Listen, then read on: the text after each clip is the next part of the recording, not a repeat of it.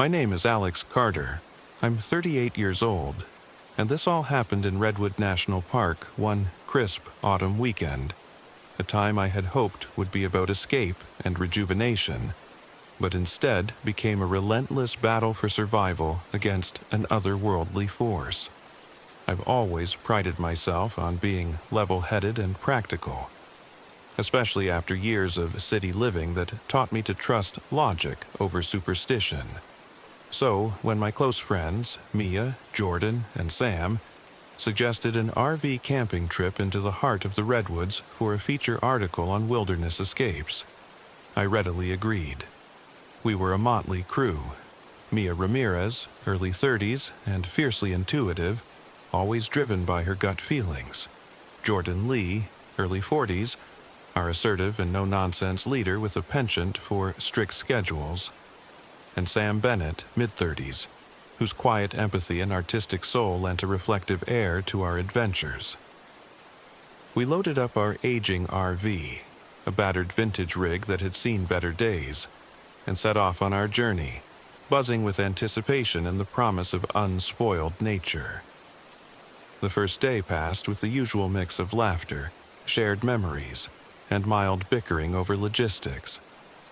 I took it upon myself to check the RV's condition. I wasn't surprised when I discovered that the headlights were flickering sporadically and the battery was on its last legs. "It's just an old RV," I reassured the group, though inwardly I felt a twinge of apprehension. Still, nothing could have prepared us for what lay ahead. We arrived at our destination, a secluded clearing deep within the Redwoods, a place steeped in local lore about the Lady in White, a ghostly figure said to embody sorrow and unresolved grief from centuries past. As dusk settled, the ancient trees stood like silent sentinels around us, their towering silhouettes casting long, foreboding shadows across the clearing. That very first night, as I sat by the weak glow of our makeshift campfire, a strange lullaby drifted through the trees, a soft, almost imperceptible melody that sent shivers down my spine. I exchanged uneasy glances with Jordan, who dismissed it as the wind playing tricks on us, but Mia's eyes told a different story.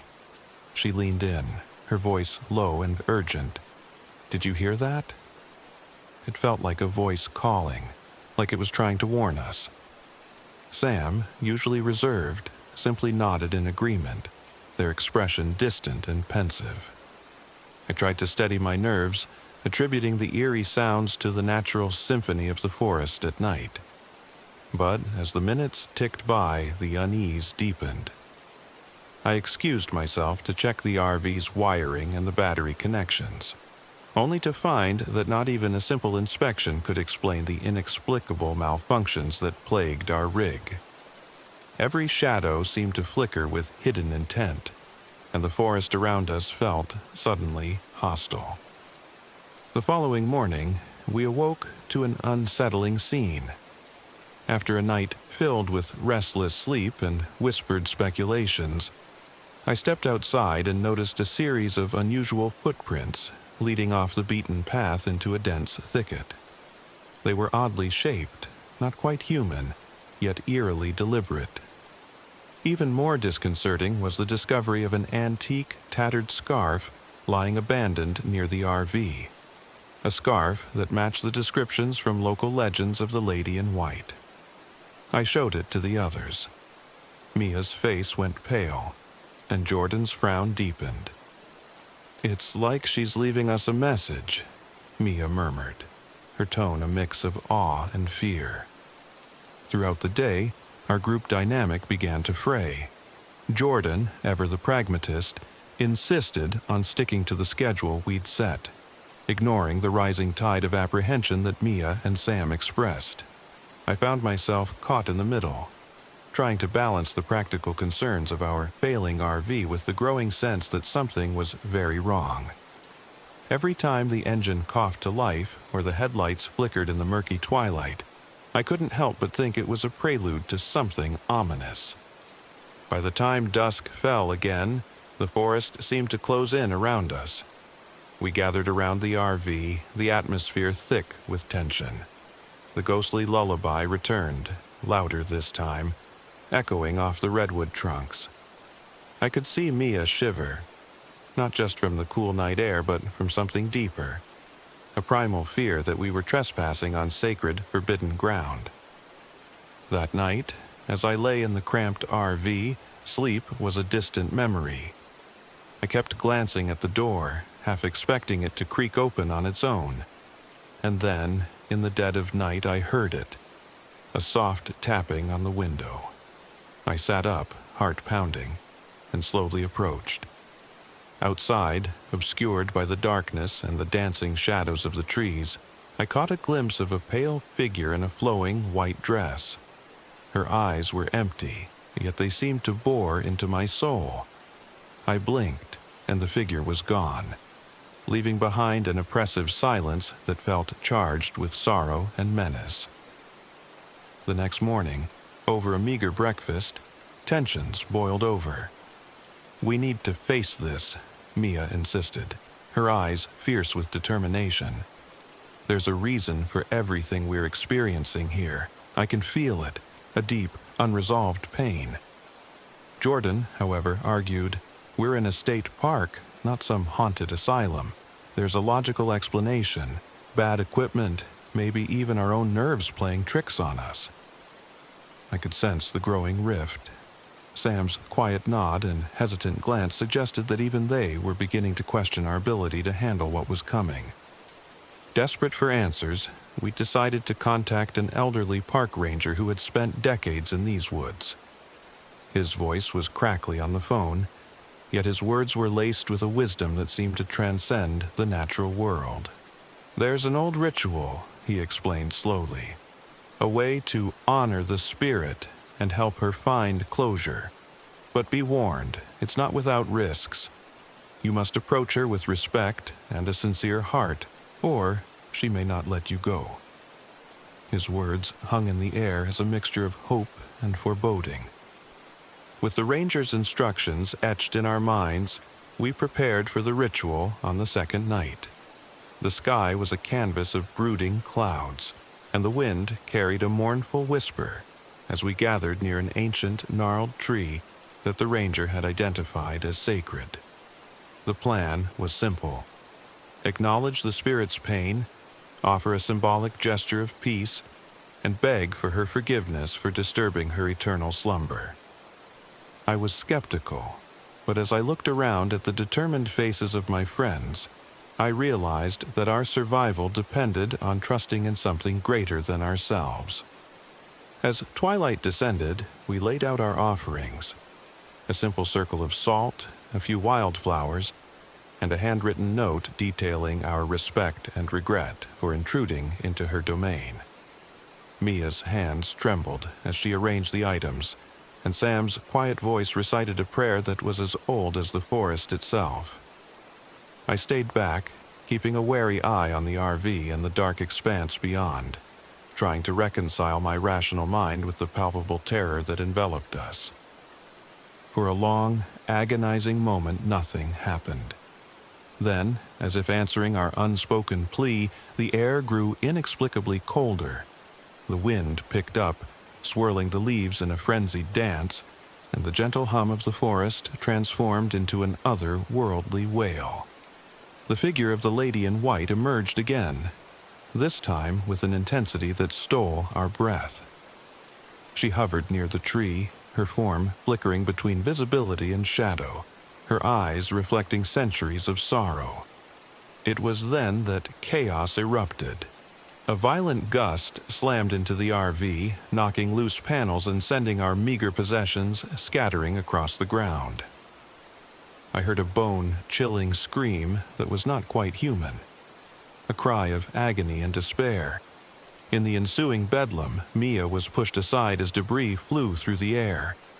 I bolted towards her, only to see her staggering, dazed, with a deep gash on her forehead from falling glass. Panic surged through me, and for a moment, every rational thought dissolved into raw fear.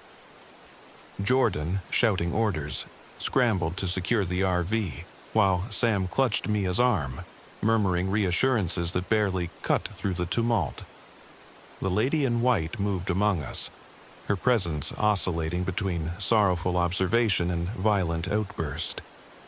At one point, she reached out with a spectral hand, leaving behind a trail of cold, wet imprints on the RV's interior, a macabre signature of her wrath and anguish.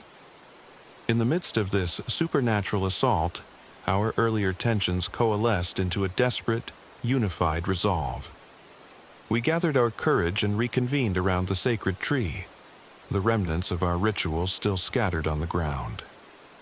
Despite the pain and terror that had overtaken us, we knew that our only chance lay in completing the ritual with unwavering faith.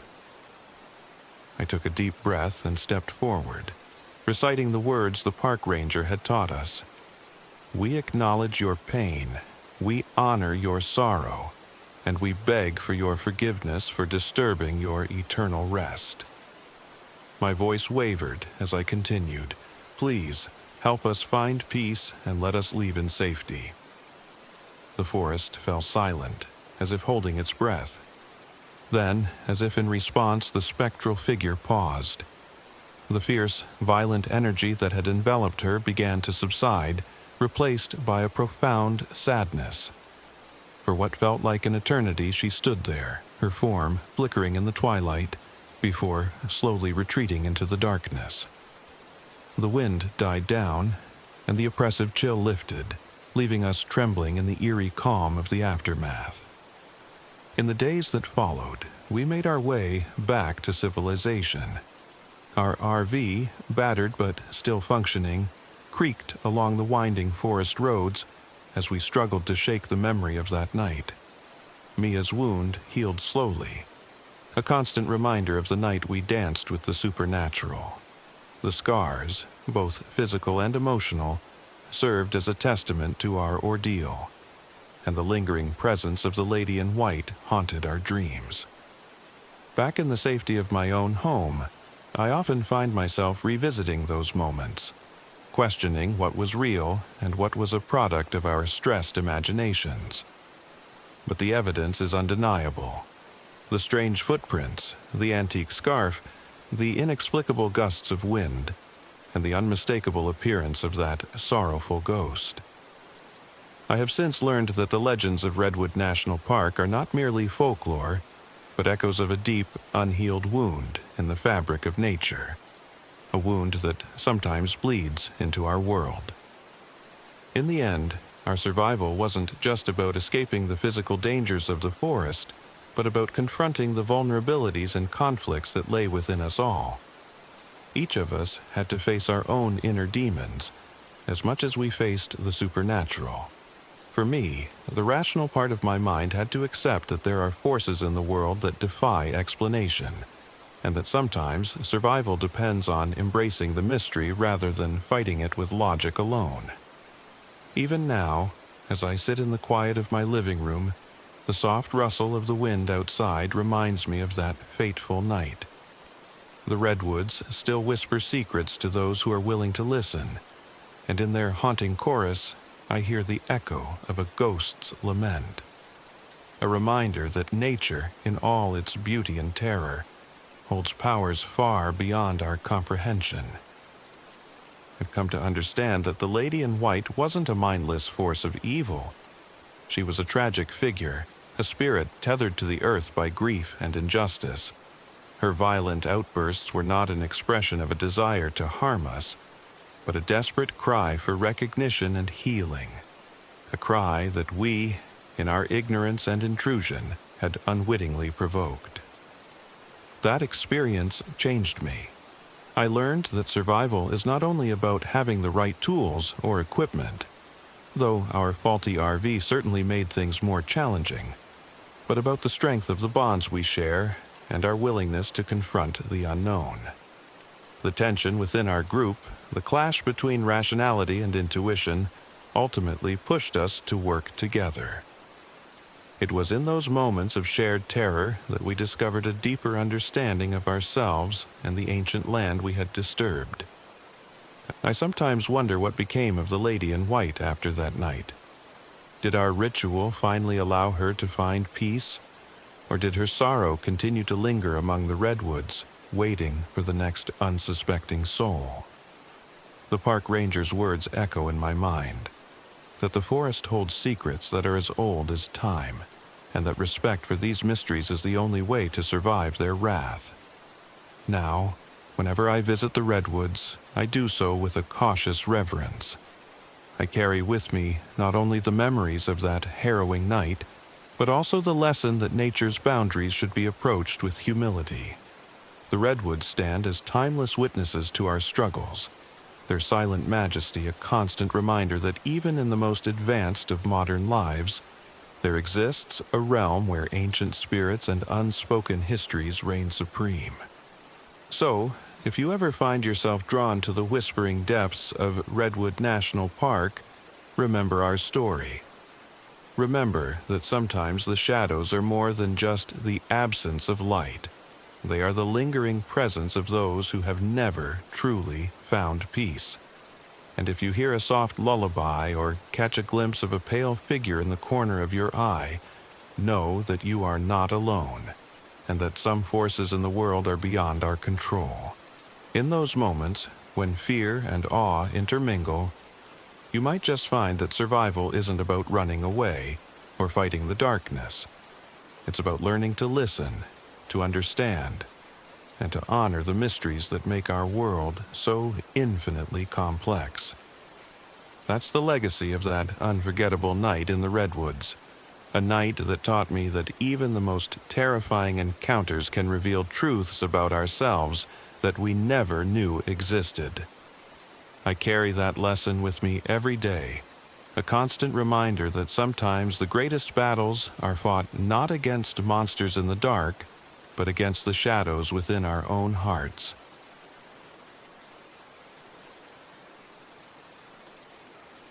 My name is John Donovan.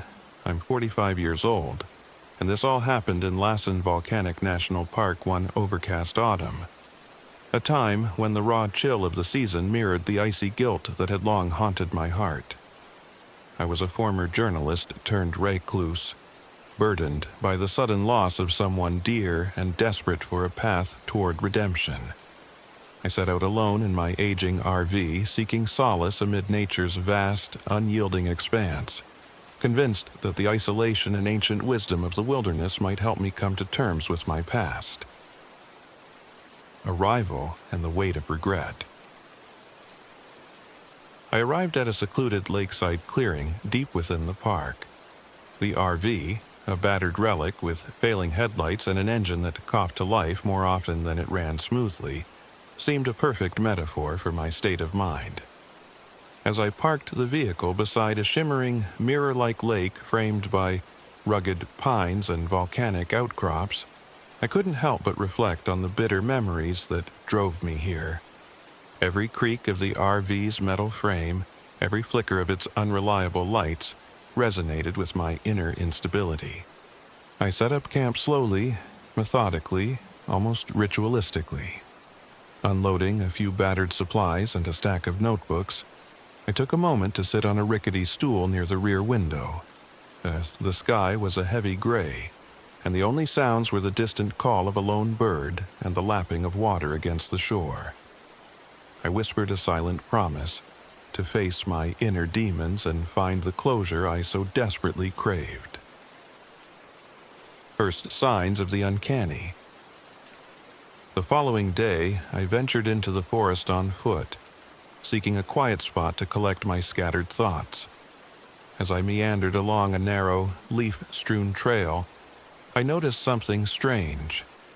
Deep, deliberate markings carved into the rough bark of an old pine. The symbols were unfamiliar yet oddly resonant, echoing designs I had seen in books on indigenous lore during my years of research as a journalist. I traced a trembling finger over the carvings, feeling as though the tree was trying to impart a long-forgotten message. Then came the laughter, faint and distant, like the echo of a joyful memory from a time I no longer knew. It floated on the wind and sent an inexplicable chill down my spine. For a moment, I considered that the sound might be nothing more than a trick of the breeze. Yet, as I stood there, the laughter seemed to morph into soft, pleading murmurs, evoking memories of happier times before my life had fractured into grief and guilt.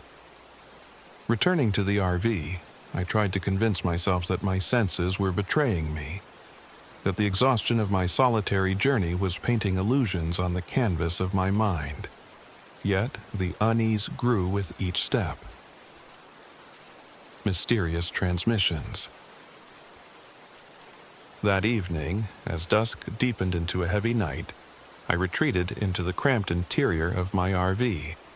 The fading light was replaced by the low hum of my old radio, a relic I'd clung to as a vestige of a bygone era. I had set it to a local station, hoping for some comforting human connection amidst the solitude, but instead, I was greeted by an eerie static punctuated by cryptic, disjointed phrases. Listen, the Watcher. Remember. The radio crackled. I fumbled with the dial, trying to rid the device of the static, yet the fragmented messages persisted. I grabbed a notebook and began jotting down every word, every pause, as if recording them could somehow stitch together the meaning behind these spectral utterances. At first, I believed it was merely a malfunction, a quirk of the decrepit equipment, but as the night wore on, the messages took on a somber quality, almost as if they were warnings or pleas from a presence I could neither see nor fully understand. The rational part of me rebelled against such supernatural notions, insisting that these were nothing more than glitches. Yet, deep inside, a fragile hope stirred.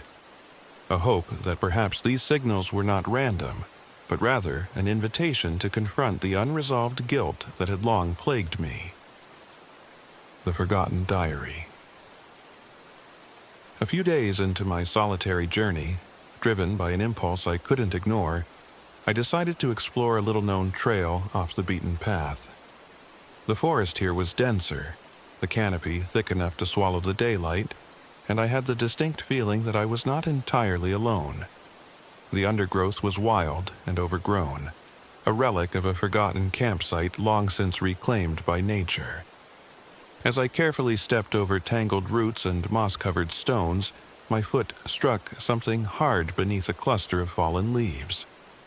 Bending down, I uncovered a leather-bound diary, its cover weathered by time and nature's relentless hand. The pages inside were filled with meticulous, looping handwriting that detailed the experiences of a previous camper from the 1970s, a man who, like me, had sought refuge in this wild land. He wrote of strange symbols, eerie transmissions, and, most haunting of all, encounters with an elusive presence he referred to as the Watcher. The diary spoke of nights filled with unsettling sounds and dreams that bled into reality. One entry described an encounter beneath a clearing where the spirit of the Watcher had manifested as a luminous, almost human figure, a beacon of sorrow and hope amid the relentless dark. As I read, I felt an eerie kinship with this long-departed soul. Was the forest reaching out to both of us?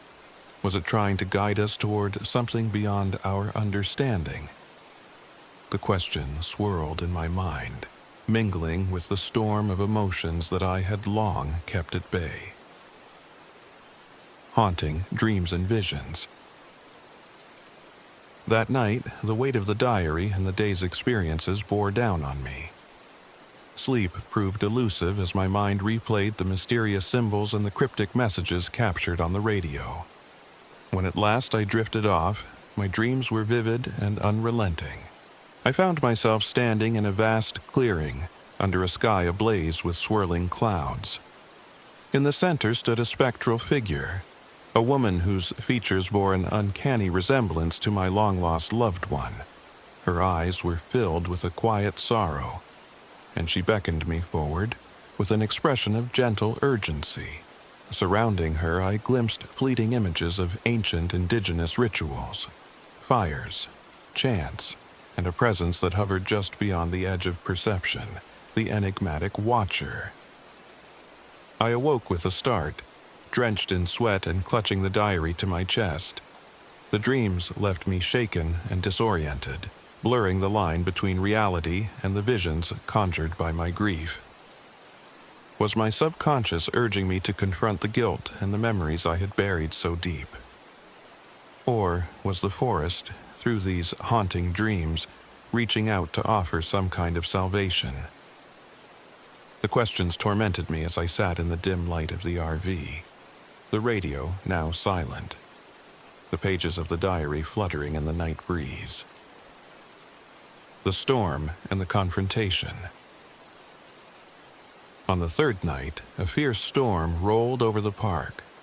Rain pounded against the RV's thin metal walls and the wind howled through the trees, transforming the landscape into a maelstrom of shadow and sound. I huddled inside, trying to ignore the relentless fury outside, yet the storm only amplified the strange occurrences within. The radio, which had been silent for hours, burst back to life with a constant, mournful hum that reverberated through the RV. At the same time, the symbols I had seen carved into the trees during my earlier walks began to glow faintly, their light pulsing in time with the storm's rhythm. Something deep within me stirred, an irresistible pull to seek the source of this mysterious convergence. I knew that staying inside would only keep me trapped in the circle of my own despair. With the diary in one hand and my notebook in the other, I stepped out into the raging storm. The cold rain soaked me through as I made my way toward the clearing described in the diary, a place marked by ancient trees and wild, unkempt undergrowth. Lightning illuminated the path in stark, fleeting moments, each flash revealing more of the forest's dark secrets. As I reached the clearing, the wind whipped around me, carrying with it a cacophony of sounds, a mixture of the radio's low hum, the rustling of leaves, and a chorus of indistinct voices that seemed to beckon me further. In the center of the clearing, the symbols glowed with a spectral light, forming a circle that felt both inviting and ominous. Then, as if compelled by a force beyond my control, I stood in the middle of the circle. The air grew colder, and the world around me seemed to hold its breath. Out of the darkness, a figure began to emerge, a luminous, almost human form that was at once sorrowful and hopeful. It was the Watcher. The presence had an ethereal beauty, with eyes that seemed to carry centuries of wisdom and pain. In that moment, every fear, every regret, every whispered apology from years past converged into one overwhelming surge of emotion. I felt an intense, almost physical pressure on my chest, as if the very weight of my guilt was manifesting in the form of this spectral being. My mind raced, teetering on the edge between terror and the desperate need for absolution. With a trembling voice, I spoke aloud. "I'm sorry. I'm so sorry for all I've done, for the pain I couldn't prevent." The words, raw and unfiltered, echoed into the storm, mingling with the roar of the wind and the patter of the rain. In that cathartic moment, I poured out the confessions that had long been locked inside me, regrets for lost opportunities, apologies for words left unsaid, and the deep-seated guilt of having failed those I loved. As my voice faltered and then steadied, the luminous figure of the Watcher seemed to nod, a silent acknowledgement that my pain was heard.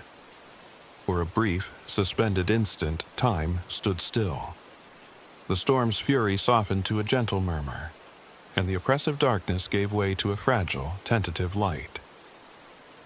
The aftermath and the road ahead. When I finally returned to the battered safety of my RV, the storm had passed, leaving behind a profound silence that felt both solemn and healing. I slumped into the worn seat, my body trembling from the ordeal. In the quiet that followed, I flipped through the diary and my notebook, each page now imbued with newfound clarity. The cryptic messages from the radio, the mysterious symbols in the forest, and the dreams that had haunted my sleep. All of them converged to form a mosaic of understanding. I realized that the forest, with its ancient rhythms and enigmatic presence, had not come to punish me but to guide me through the labyrinth of my own sorrow. Over the next few days, I remained in the park, not as a frightened wanderer, but as a man determined to reconcile with his past. I took long walks along the lake shore, revisited the paths where I had seen the carvings, and listened intently to the rustling whispers of the trees. The diary, now my constant companion, offered me insights into the experiences of those who had come before me, lost souls who had wandered these woods seeking redemption, much like myself. The days that followed were not without their lingering unease. Every time I heard the echo of laughter on the wind or caught sight of a glowing symbol in the fading twilight, I was reminded of that stormy night and the spectral presence that had forced me to confront my deepest regrets. Yet, with each passing moment, the initial terror gave way to a sense of acceptance. I began to see the Watcher not as an ominous force, but as a benevolent guide, a manifestation of nature's way of healing even the most fractured hearts. As the time came to pack up and leave the park, I felt a bittersweet mix of sorrow and relief. I carefully tucked the diary into a safe place, determined to preserve its lessons and the memories of those long-forgotten souls who had found their way here. The RV's engine sputtered to life one last time as I drove along the winding forest roads, each mile taking me further from the clearing yet closer to an understanding of myself. I now realized that my journey was never about escaping the past. It was about facing it head-on and finding the strength to forgive myself. The wilderness, in its timeless, inscrutable way, had offered me a mirror in which to see my own vulnerabilities, and, in doing so, had shown me a path toward healing. The Watcher, with its ethereal presence, had gently guided me to confront the guilt and grief that had held me captive for so long. In the quiet moments that followed my return to civilization, I often find myself revisiting those memories. I see the spectral glow of the ancient symbols, hear the soft laughter that once stirred a desperate longing in my soul, and feel the cool touch of that luminous presence urging me to remember that even in our darkest hours, nature's mysterious grace can lead us toward redemption. I carry those lessons with me every day, a reminder that sometimes, in the solitude of an old RV and the depths of an ancient forest, we discover not just the echoes of the past, but the seeds of a future where forgiveness and hope can bloom. Even now, as I write these words in a small notebook and watch the seasons change outside my window, I remember the storm and the clearing, the sacred space where I finally dared to face my mistakes, and in doing so, found a way to let go. I understand that the forest still whispers its secrets to those who are willing to listen, and that sometimes the most terrifying journeys are the ones that lead us to the very heart of our own humanity. My time in Lassen Volcanic National Park did not erase the pain of loss, but it taught me that healing often comes in unexpected forms. It taught me that every sorrowful whisper, every eerie symbol, and every spectral vision is part of a larger tapestry, a tapestry that weaves together the stories of those who have loved, lost, and ultimately learned to forgive themselves. And so, as I drive past the rugged landscapes and over quiet, winding roads, I carry with me not only the scars of that haunting journey, but also the quiet hope that I can move forward, lighter, wiser, and forever changed by the echoes of the past. This is my story, a tale of isolation, supernatural encounters, and the profound journey toward self-forgiveness that unfolded in the ancient heart of a wild, indifferent land.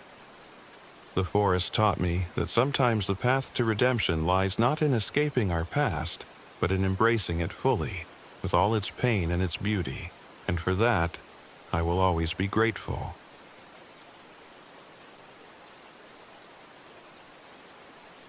My name is Michael, I'm 42 years old, and this happened in the autumn of 2023, a time when my family and I sought refuge from our busy urban lives by venturing deep into the ancient embrace of Redwood National Park in Northern California. We hoped the isolation of nature would mend the frayed edges of our everyday existence, but instead, it would thrust us into a nightmare that would haunt us forever. Our RV, a well-worn but beloved travel companion, was our temporary home during this much-needed escape. I'd always prided myself on being a practical, protective leader for my family, but nothing could have prepared me for the sinister forces that lurked beyond our door. My wife, Lisa, ever resourceful and nurturing, worked tirelessly to keep the peace between our two children. Ethan, our rebellious 16-year-old son, craved excitement and adventure at every turn, while little Sophie, only 8, possessed an uncanny sensitivity to the unseen, her eyes often filled with worry over things she couldn't quite explain. Our trip began on a crisp October morning. The drive to Redwood National Park had been uneventful, filled with our usual banter and lighthearted teasing. The towering redwoods, ancient and majestic, beckoned us into their shadowy realm. We set up camp in a secluded clearing, far from the well-trodden paths, where the only sounds were the rustle of leaves and the distant call of birds. That first night, as the sun dipped below the horizon and painted the sky with hues of crimson and gold, we gathered around a small campfire outside our RV, feeling both the wonder and trepidation that comes with being alone in nature. It wasn't long before the first signs of something amiss began to manifest. As I sat there, absorbed in the comforting crackle of the fire, I began to notice a strange chill in the air, a coldness that felt unnatural amid the warmth of the flames. Lisa was the first to mention it, her voice barely above a whisper. "Michael, do you feel that? Like someone or something is watching us." I laughed it off at first, attributing it to the isolation and our own overactive imaginations after a long drive. But deep down, an uneasy feeling had already taken root. The next morning, while we were still groggy from sleep, we discovered odd, unidentifiable tracks circling the RV. The prints were neither human nor animal in any familiar way. They seemed to belong to some creature of the forest's hidden lore. I couldn't help but recall a brief conversation I'd had with a local store owner before our arrival, who had spoken of eerie legends and whispered warnings about vengeful spirits and ancient curses that haunted these woods. At that moment, the tracks were just another mystery in a wilderness filled with unexplained phenomena. As the day wore on, our equipment began to betray us. The RV's outdated navigation system struggled to maintain a stable signal, and the heater, essential for the chilly nights, began to malfunction sporadically. Each technical hiccup added to the sense of vulnerability that had taken hold of our family. The isolation of the forest, combined with the failing comfort of our RV, forced us to rely solely on each other. Group tension simmered beneath the surface. Lisa and I often clashed over how best to keep the kids safe, while Ethan's insatiable desire for adventure led him to defy our cautious instructions. That evening, as dusk settled and the forest grew ominously silent, I sat alone outside the RV, tending to the fire and pondering the unsettling events of the day. The soft whisper of the wind seemed to carry voices, half-heard and indistinct, rustling through the towering trees. It was then that I saw her, a spectral figure in a white dress, drifting gracefully at the edge of the firelight. I froze, my heart pounding in my chest as I tried to discern if it was a trick of the light or something far more sinister. The figure was unmistakable, a woman, dressed in garments that evoked traditional indigenous attire, her face shrouded in sorrow and mystery. I hurried back to the RV, my mind racing with questions. Lisa's face, lit by the glow of the dashboard, reflected her own deep-seated worry as she listened to my trembling account of the apparition. Sophie, eyes wide with fear, murmured that she had seen the same figure near the campfire, her voice trembling as she described the woman's haunting gaze. Ethan, on the other hand, scoffed at what he called ghost stories, though even he couldn't completely mask his unease. The following day brought more unsettling signs. While exploring a small clearing near our campsite, we discovered primitive symbols carved deeply into the bark of several trees. The carvings were reminiscent of designs used in ancient indigenous rituals, a silent testament to old curses and forgotten wrongs. I took photographs, determined to piece together the local lore that might explain the supernatural events unfolding around us. Yet, every answer I sought only deepened the mystery. As night fell again, the eerie events escalated. I heard inexplicable whispers echoing through the darkness, as if the forest itself were speaking in tongues. Objects inside the RV shifted without explanation, and the oppressive atmosphere grew heavier with every passing hour. It was during one such night that Ethan's reckless curiosity pushed him beyond acceptable limits. Ignoring our repeated warnings, he ventured out alone, drawn by the promise of hidden thrills in the surrounding darkness. I remember the moment with painful clarity. I had been trying to coax Lisa into getting some rest when I heard a commotion outside, shouts, and the unmistakable sound of a struggle. I bolted out of the RV, my heart in my throat, only to see Ethan on the forest floor, bloodied and terrified, clutching his arm. A spectral figure, its features twisted in malice, had nearly caught him. The entity, which had until now seemed merely an ominous presence, revealed its true, violent nature in that split second. The encounter left Ethan injured and shaken to the core, a stark reminder that the forces at work were not simply malevolent, they were deadly. In the days that followed, our family's dynamics shifted drastically. The incident with Ethan shattered any lingering illusions of safety, igniting fierce debates on whether to confront the unknown or flee back to civilization. I was adamant that we stand our ground and unravel the mystery, while Lisa argued for immediate retreat, desperate to shield our children from further harm. Sophie, always the sensitive soul, seemed to oscillate between terror and a resigned acceptance that some forces were beyond our control. Amid our turmoil, I recalled the store owner's cryptic remarks about an ancient indigenous curse. A curse born out of a grave injustice committed long ago.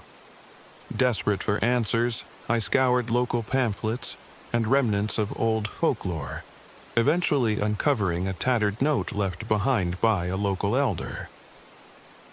The note spoke of a vengeful spirit, a restless soul that roamed these woods in search of atonement. It suggested that the only way to appease this entity was through a ritual of reconciliation, a symbolic act of apology for past wrongs inflicted upon the indigenous people and their sacred lands. With no other recourse, Lisa and I reluctantly agreed to attempt the ritual, even as Ethan and Sophie looked on with a mix of skepticism and hope. We gathered the necessary items: a handful of native herbs, a small bowl of water from a nearby stream, and a worn photograph of the elder from whom we'd inherited the note. That fateful evening, under a moonlit sky that seemed to pulse with an otherworldly energy, we stepped into the clearing where the primitive carvings still marred the trees. As we began the ritual, the atmosphere around us shifted. The oppressive weight of the forest lightened ever so slightly, replaced by a strange sense of calm. I recited the words inscribed in the note, my voice trembling as I pleaded for forgiveness on behalf of all who had wronged the sacred earth. Lisa, ever the steady hand, sprinkled the herbs into the bowl of water, her eyes glistening with a mixture of hope and despair. For a brief moment it seemed as though the malevolent force that had tormented us might relent. But then, as if in response to our desperate plea, the air around us thickened with a palpable menace. The spectral figure of the woman in white reappeared, her face a mask of sorrow and rage. In that tense moment, the entity's demeanor shifted from vengeful observation to outright hostility. It lunged toward us, a torrent of ghostly energy that threatened to overwhelm our fragile ritual. In a split second, everything changed. The violent force of the spirit sent shockwaves through the clearing, scattering our ritual items and shattering the brief peace we had managed to secure. I grabbed Lisa's hand, pulling her close as we braced ourselves for what might be our final moments. The spirit's assault was relentless, a barrage of spectral blows that rattled our very souls. I could feel its anger and desperation, a toxic blend of centuries-old pain and fury that sought release. In the chaos, I shouted for Lisa to keep reciting the incantation, urging her to hold on to the words that might finally put an end to this nightmare. Ethan, still weak from his earlier encounter, huddled beside Sophie, his eyes wide with terror as he clung to his little sister.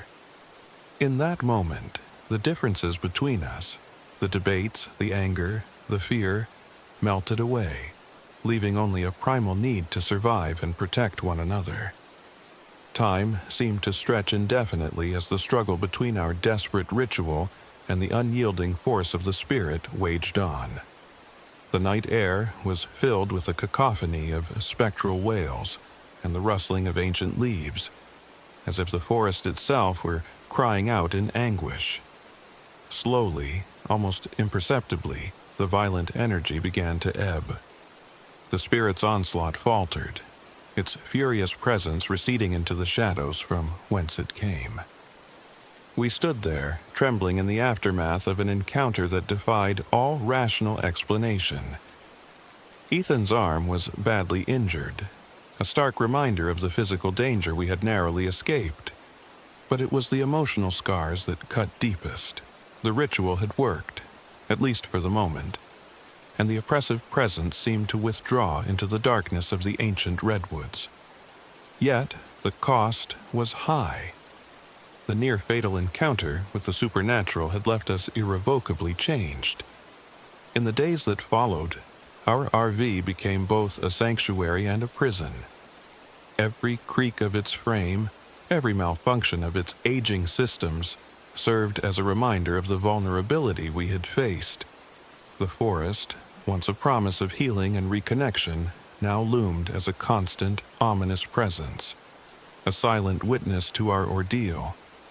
We spent long hours huddled together, sharing whispered conversations about the inexplicable events and trying to piece together the remnants of our shattered peace. Lisa, ever the mediator, worked tirelessly to soothe the raw emotions that threatened to tear our family apart. But I could see the haunted look in her eyes each time she glanced toward the window, as though she expected the spectral woman to reappear at any moment. Ethan, once so defiant, became quiet and withdrawn, his once bold spirit subdued by the trauma he had endured. And little Sophie, with her uncanny sensitivity, remained a constant reminder of the fragile line between the seen and unseen. Her eyes, wide and sorrowful, seemed to hold the weight of the forest's ancient sorrow. We eventually made the difficult decision to leave Redwood National Park, our departure tinged with both relief and an unshakable sense of foreboding. As we drove away, the towering redwoods receded into the distance, their silhouettes etched against a sky slowly lightening with the promise of dawn. Yet, I couldn't help but feel that the forest, and the vengeful spirit it harbored, was not entirely vanquished. There was an uneasy finality in our escape, a lingering doubt that the curse, the ancient injustice, and the sorrowful spirit might one day find us again. Looking back now, I realized that our time in the redwoods was a crucible that tested the very core of our humanity. It forced us to confront not only the malevolent forces of nature, but also the dark corners of our own souls. The experience taught me that survival isn't merely about physical endurance. It's about coming to terms with the ghosts of the past, both those that walk the earth and those that reside within us. I carry with me the memory of that moonlit clearing, the desperate incantations, and the final shuddering retreat of a spirit that had once threatened to destroy us. Even now, as I return to a semblance of normalcy in the city, the echo of those spectral wails and the sight of primitive carvings etched into ancient bark haunt my dreams. I wonder if, somewhere in the depths of Redwood National Park, the curse remains unbroken, a silent testament to the ancient wrongs of history and a reminder that some evils are eternal. My family has since tried to rebuild the bonds that were strained by that terrifying ordeal. Lisa and I attend counseling sessions to work through our shared trauma, while Ethan and Sophie are slowly learning to cope with the lingering shadows of that night. The physical scars may fade, but the emotional and spiritual toll is a constant presence, a reminder that sometimes the past refuses to let go. And so I write this account not only as a means of catharsis, but as a warning. To anyone who might seek solace in the isolation of the wilderness, remember that nature's beauty is intertwined with ancient mysteries and forces beyond our understanding. The Redwoods stand as silent sentinels to centuries of history, both noble and dark, and their shadows conceal more than just the passage of time. They hide the echoes of injustice, the anguished cries of the wronged, and the restless spirits that continue to wander, seeking closure in a world that has long since forgotten their pain. In the end, our journey through Redwood National Park was a lesson in humility, a reminder that even in our modern, rational world, there exist forces that defy explanation and challenge our understanding of life, death, and redemption. I remain forever changed by that fateful autumn, and the memory of the spectral woman in white, her eyes filled with sorrow and rage, will haunt me until my dying day. My name is Michael, and I survived the shadows of Redwood National Park. But the darkness I encountered there is something I fear will never truly leave me.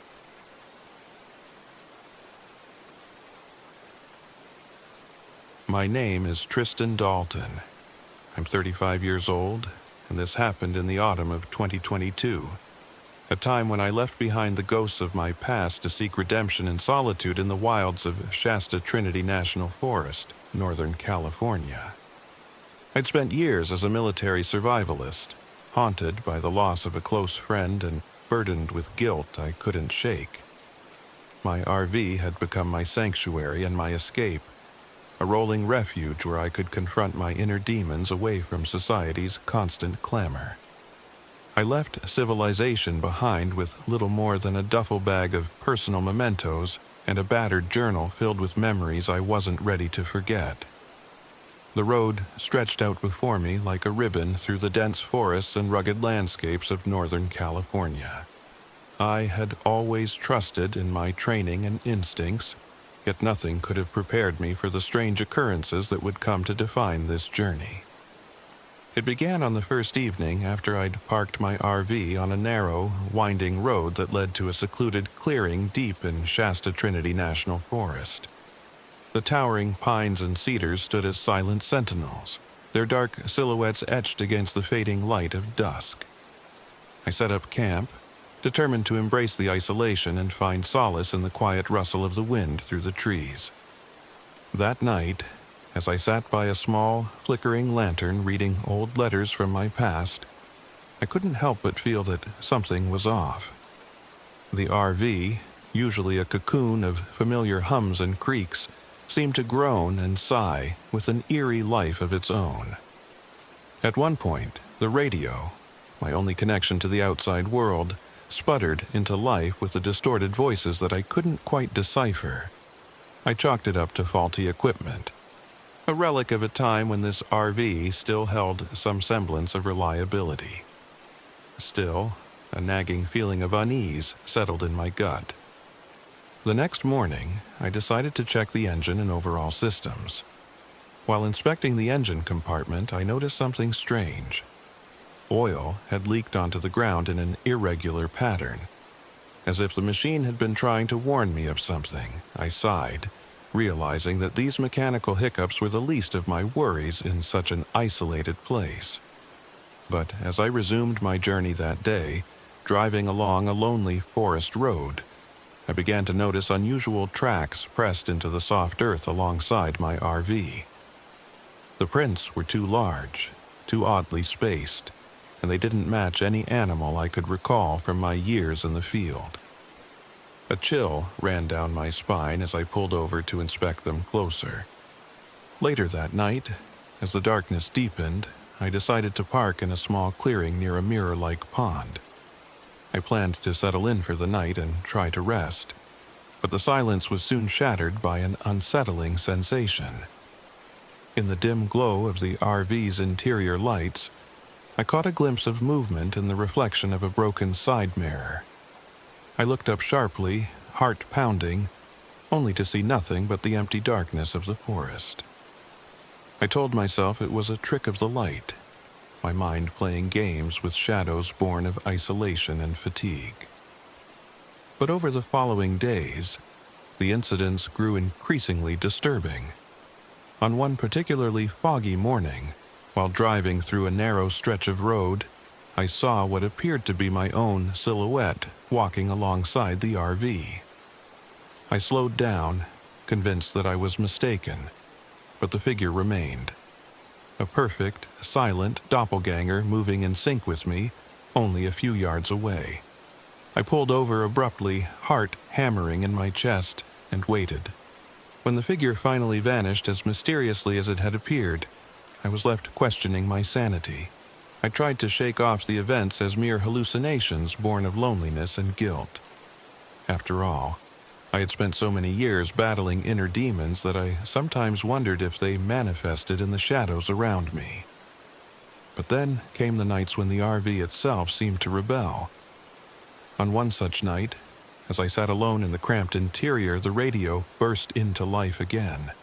This time, the voices were clearer, a cacophony of whispers and distant footsteps, as if someone were pacing the halls of my RV. I grabbed my flashlight and stepped outside into the dense, silent forest, expecting to confront an intruder. Instead, I found nothing but the rustling leaves and the sound of my own heavy breathing.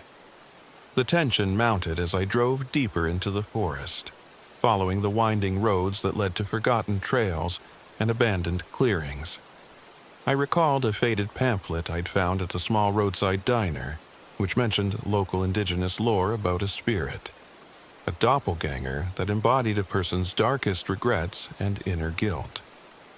According to the pamphlet, this entity was said to prey on lost souls who dared to wander alone into the depths of the forest.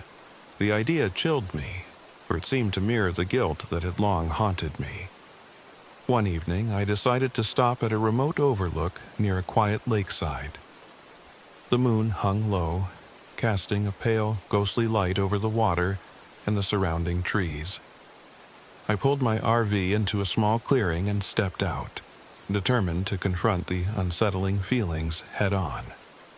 As I sat on the tailgate, watching my own reflection ripple on the lake's surface, the temperature around me seemed to drop suddenly. I felt an inexplicable presence behind me and spun around to find my doppelganger standing there, a perfect yet distorted mirror image of myself, only with eyes that burned with an unyielding, malevolent fire.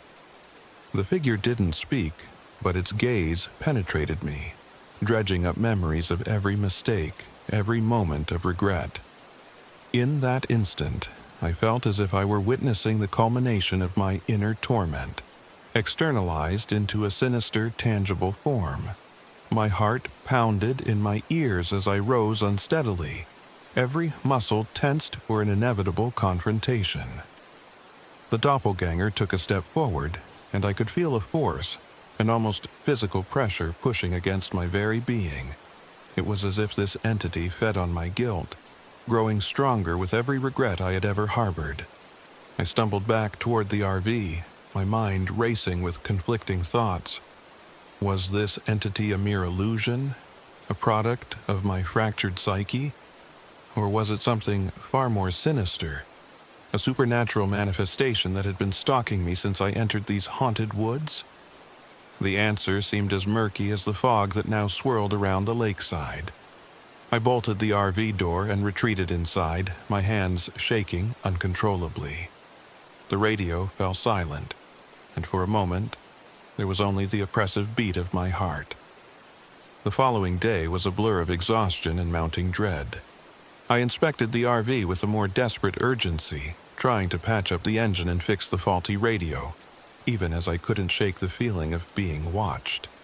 On a particularly long drive, I found myself lost on an unfamiliar trail. My navigation system sputtered again, and I was forced to rely on old maps and my instincts.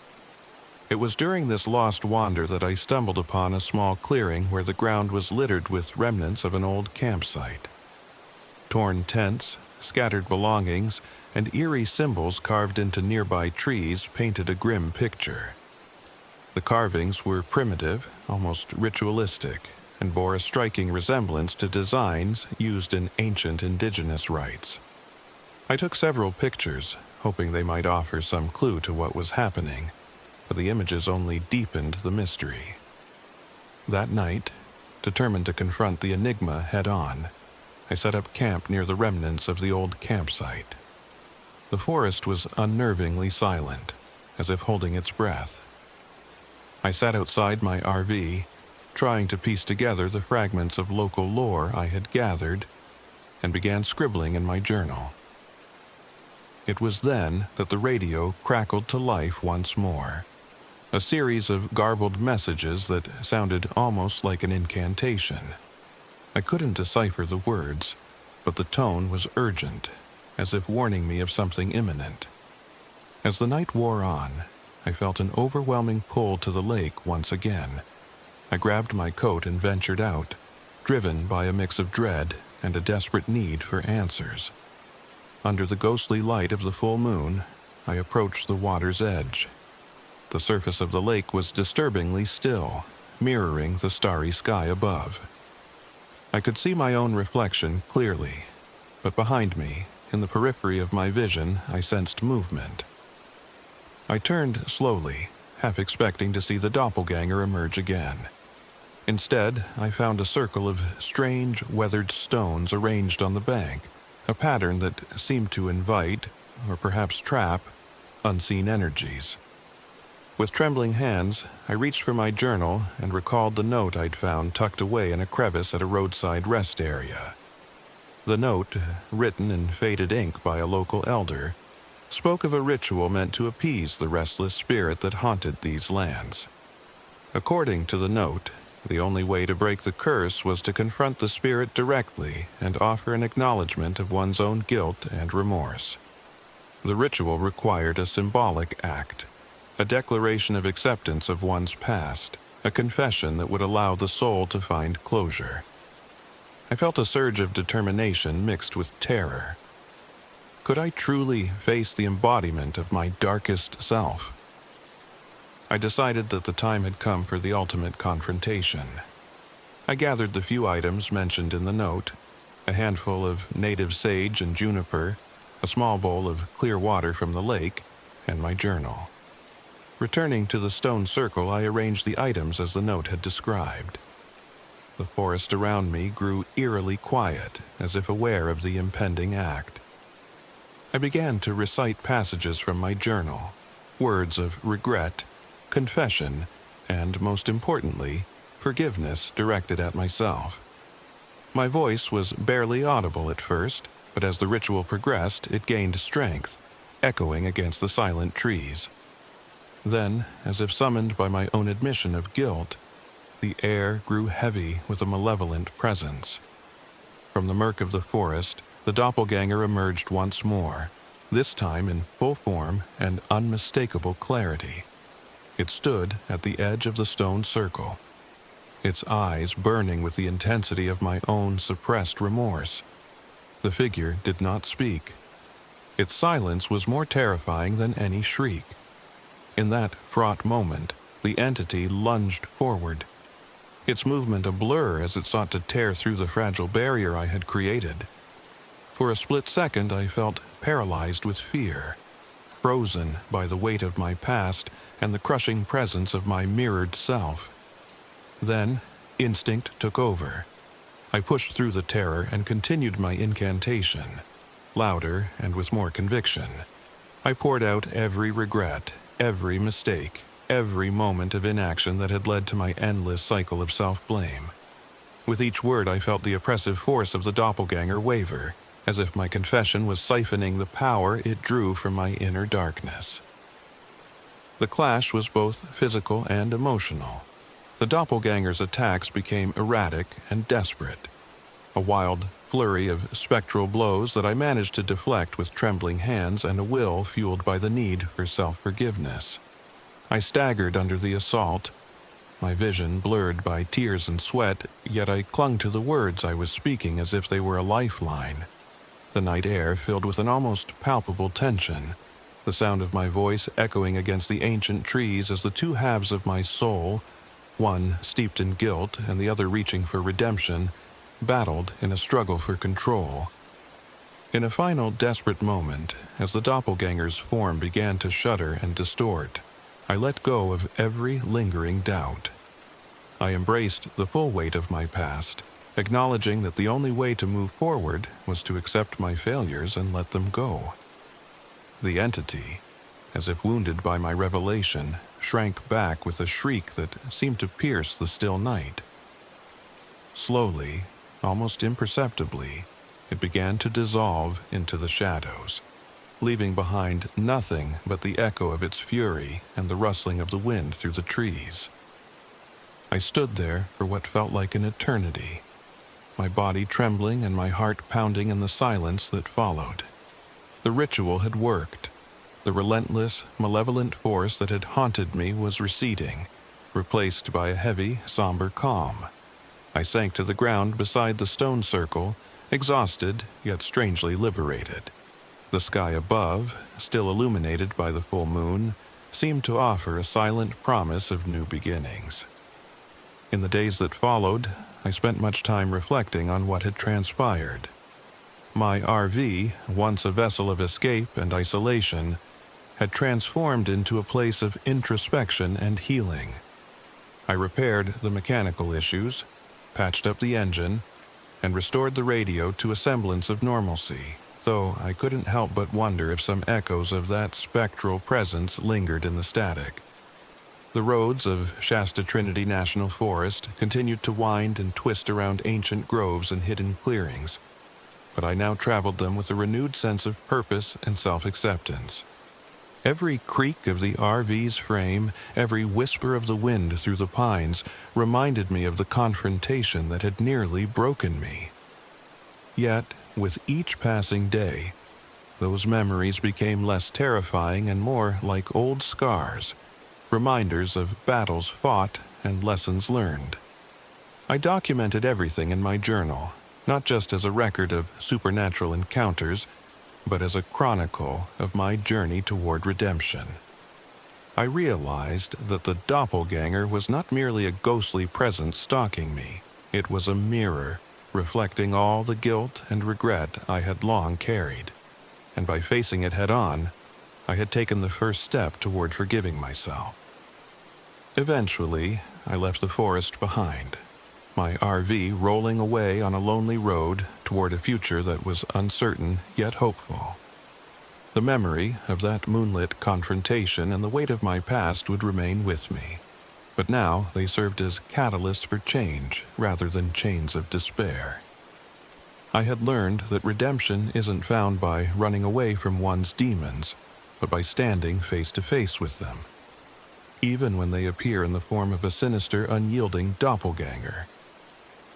Even now, as I drive along long, desolate highways and pass by small towns with fading neon signs, I can sometimes catch a glimpse of a shadow that mirrors my own. It's a reminder that the road to inner peace is never fully free of its ghosts. Yet, I no longer fear them. I have learned that by embracing every part of myself, the light and the darkness, I can continue moving forward, 1 mile at a time. This journey through Shasta Trinity National Forest was not just a physical voyage across rugged terrain. It was an odyssey into the depths of my soul. It forced me to confront the regrets that had haunted me for so long, and to take responsibility for the pain I had inflicted on myself.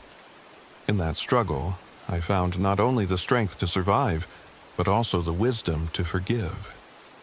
My name is Tristan Dalton, and I once sought refuge in isolation to escape my past. Instead, I found it staring back at me in the form of a doppelganger, a manifestation of every regret and every failure.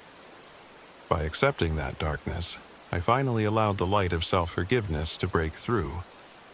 And though the road ahead remains long and uncertain, I now travel it with a renewed spirit, knowing that redemption is not a destination but a journey we undertake every single day.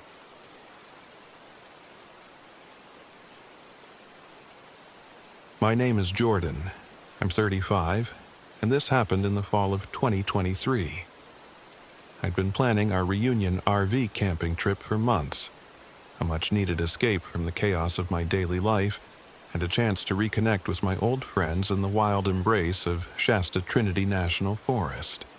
I'd always been drawn to nature's rugged beauty, and nothing excited me more than the prospect of spending a week under the towering Redwoods, breathing in the crisp Northern California air. Little did I know that our adventure would plunge us into a nightmare that still haunts my dreams. Our group was a mix of personalities forged over years of friendship.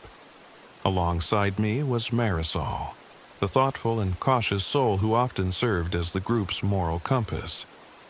At 33, she possessed a quiet strength and a deep empathy that contrasted sharply with my own daring nature. Then there was Damon, my witty and playful friend, whose jokes usually masked a deep-seated insecurity and a stubborn streak that had gotten us into trouble more than once. Finally, Lucy, 32 and fiercely independent, had an impulsiveness that made her both exciting and unpredictable. We'd all chosen this trip as a break from our busy lives, a moment to rediscover the bond we'd once taken for granted. We piled into an aging RV that I'd managed to salvage, a relic from my early camping days, rusted in places and notorious for its temperamental engine and malfunctioning electronics. Despite its faults, I believed it had enough charm and character to carry us through our journey. The drive north was filled with laughter and nostalgic banter, but as the forest grew denser and the roads narrower, an undercurrent of unease began to creep in.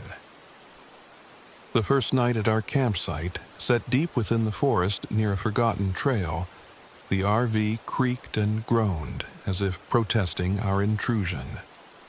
I remember sitting by a crackling campfire with a mug of lukewarm coffee, trying to shake off the chill that wasn't just from the autumn air. The forest was oddly silent, the usual chorus of crickets and rustling leaves replaced by an almost oppressive stillness. I couldn't shake the feeling that we were being watched. Marisol was the first to break the uneasy quiet. "Do you hear that?" she whispered, her eyes wide as she scanned the dark tree line. I strained my ears and caught a faint murmur, an unintelligible series of whispers riding the wind, as if the forest itself were trying to speak. Damon shrugged it off with a laugh, remarking, "It's just the trees, Jordan. They talk all the time if you listen close enough." Lucy, ever the daredevil, smiled and suggested we take a short walk to see if we could find the source of the sound. Reluctantly, I agreed. The further we walked from the safety of the RV's glow, the thicker the shadows became. That's when Damon pointed out something on a gnarled tree trunk. a series of deep, almost ritualistic carvings. They looked like warnings, symbols etched into the bark in a hurried, desperate script. A cold shiver ran down my spine. I snapped a quick photo with my phone, though the image came out blurry, as if the camera itself was disturbed by what it saw. Back at the campsite, tensions began to simmer. Our RV's persistent mechanical issues had turned from minor irritations into potential threats. The engine sputtered and coughed every time we tried to start it in the morning, and our navigation system seemed to have a mind of its own. I could feel the undercurrent of frustration and fear among us.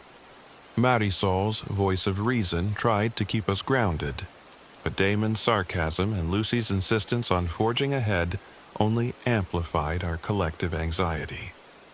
It was during one such tense evening, gathered around the dwindling embers of our campfire, that the true horror made its first appearance. Out on the edge of the clearing, a figure emerged from the shadows, a woman in tattered garments, her face shrouded in darkness. For a split second, I thought she was a mirage, an illusion conjured by our overactive imaginations. But then, as quickly as she appeared, she dissolved into the inky blackness of the forest, leaving behind an overwhelming sense of sorrow and dread. The next morning, still shaken by the encounter, we decided to visit a nearby ranger station in search of answers. At the station, a modest building tucked away on the outskirts of the forest, a grizzled ranger recounted the local lore with a gravity that chilled us all. He spoke of an ancient witch, a malevolent spirit rooted in the indigenous folklores of the region. According to local legend, she was once a revered healer who turned to dark magic in her desperation to protect her people's sacred lands. But something went terribly wrong, and she became a vengeful force, cursing any who dared disturb her territory. "You must understand," the ranger said. His eyes locked onto mine. "Her spirit isn't just a benign ghost that haunts the woods. She's dangerous, violent even. They say she takes action against intruders, leaving behind a trail of despair and death." His words echoed in my mind as we drove back to our campsite, each mile feeling heavier than the last. As dusk fell that evening, the forest seemed to shift into a realm of nightmares. The RV's engine coughed one final time and died, stranding us in an almost palpable isolation. The usual sounds of the wild were replaced by an eerie silence punctuated only by the occasional snap of a branch or the rustle of leaves. Then came the unsettling evidence. Ominous symbols scrawled in dirt around our vehicle, and a series of violent disruptions. A branch snapped as if by unseen hands, and a window shattered without explanation. The air grew thick with dread. We knew then that the witch's presence was not an idle specter but an active, malevolent force stalking us. Group tensions peaked. Marisol insisted that we abandon the campsite immediately and seek help, but I, fueled by a mix of determination and the stubborn desire to face down whatever lurked in the shadows, argued that we could stand our ground. Damon's light-hearted banter had long since evaporated, replaced by a grim expression, while Lucy's eyes shone with a mix of terror and fierce defiance. That night, as darkness swallowed the forest, the true confrontation began.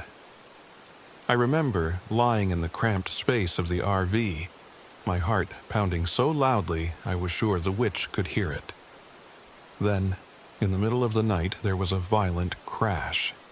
I bolted upright and rushed to the door, only to see her, this time, unmistakably real, a furious, spectral figure with wild, untamed hair and eyes that burned with an unholy fire.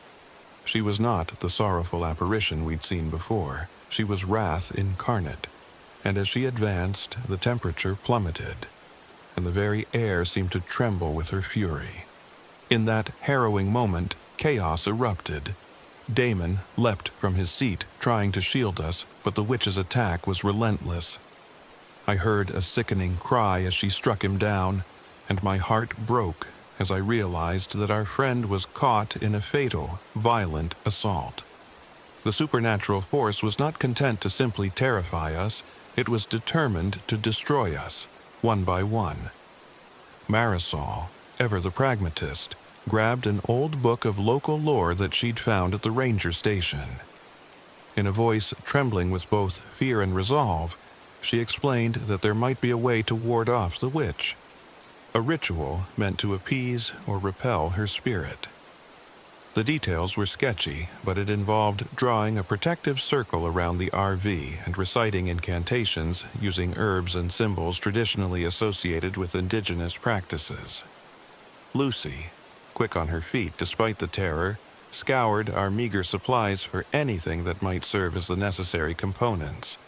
Dried sage, salt, even some old talismans I had picked up at a local shop years ago. We worked frantically under the oppressive weight of fear. The RV, battered by the witch's supernatural assaults, seemed to groan in protest, as if it too was struggling against the malevolent force. I could feel the pulse of dread in every creaking metal beam and every flicker of the failing interior light. With Marisol's steady guidance, we arranged our meager defenses. She instructed us to scatter salt in a circle around the RV, then burn the sage while reciting the protective incantations she had memorized from the lore. Outside, the forest roared with the howls of the wind, and I could hear the ghostly wails of what might have been other lost souls. In the midst of the ritual, the witch's presence became palpable. She circled the RV, her furious eyes glinting from the darkness, as if testing our resolve. Lucy's voice trembled as she chanted, and I joined in, my words blending with hers, my heart pounding in sync with every syllable. The witch's attack grew more violent.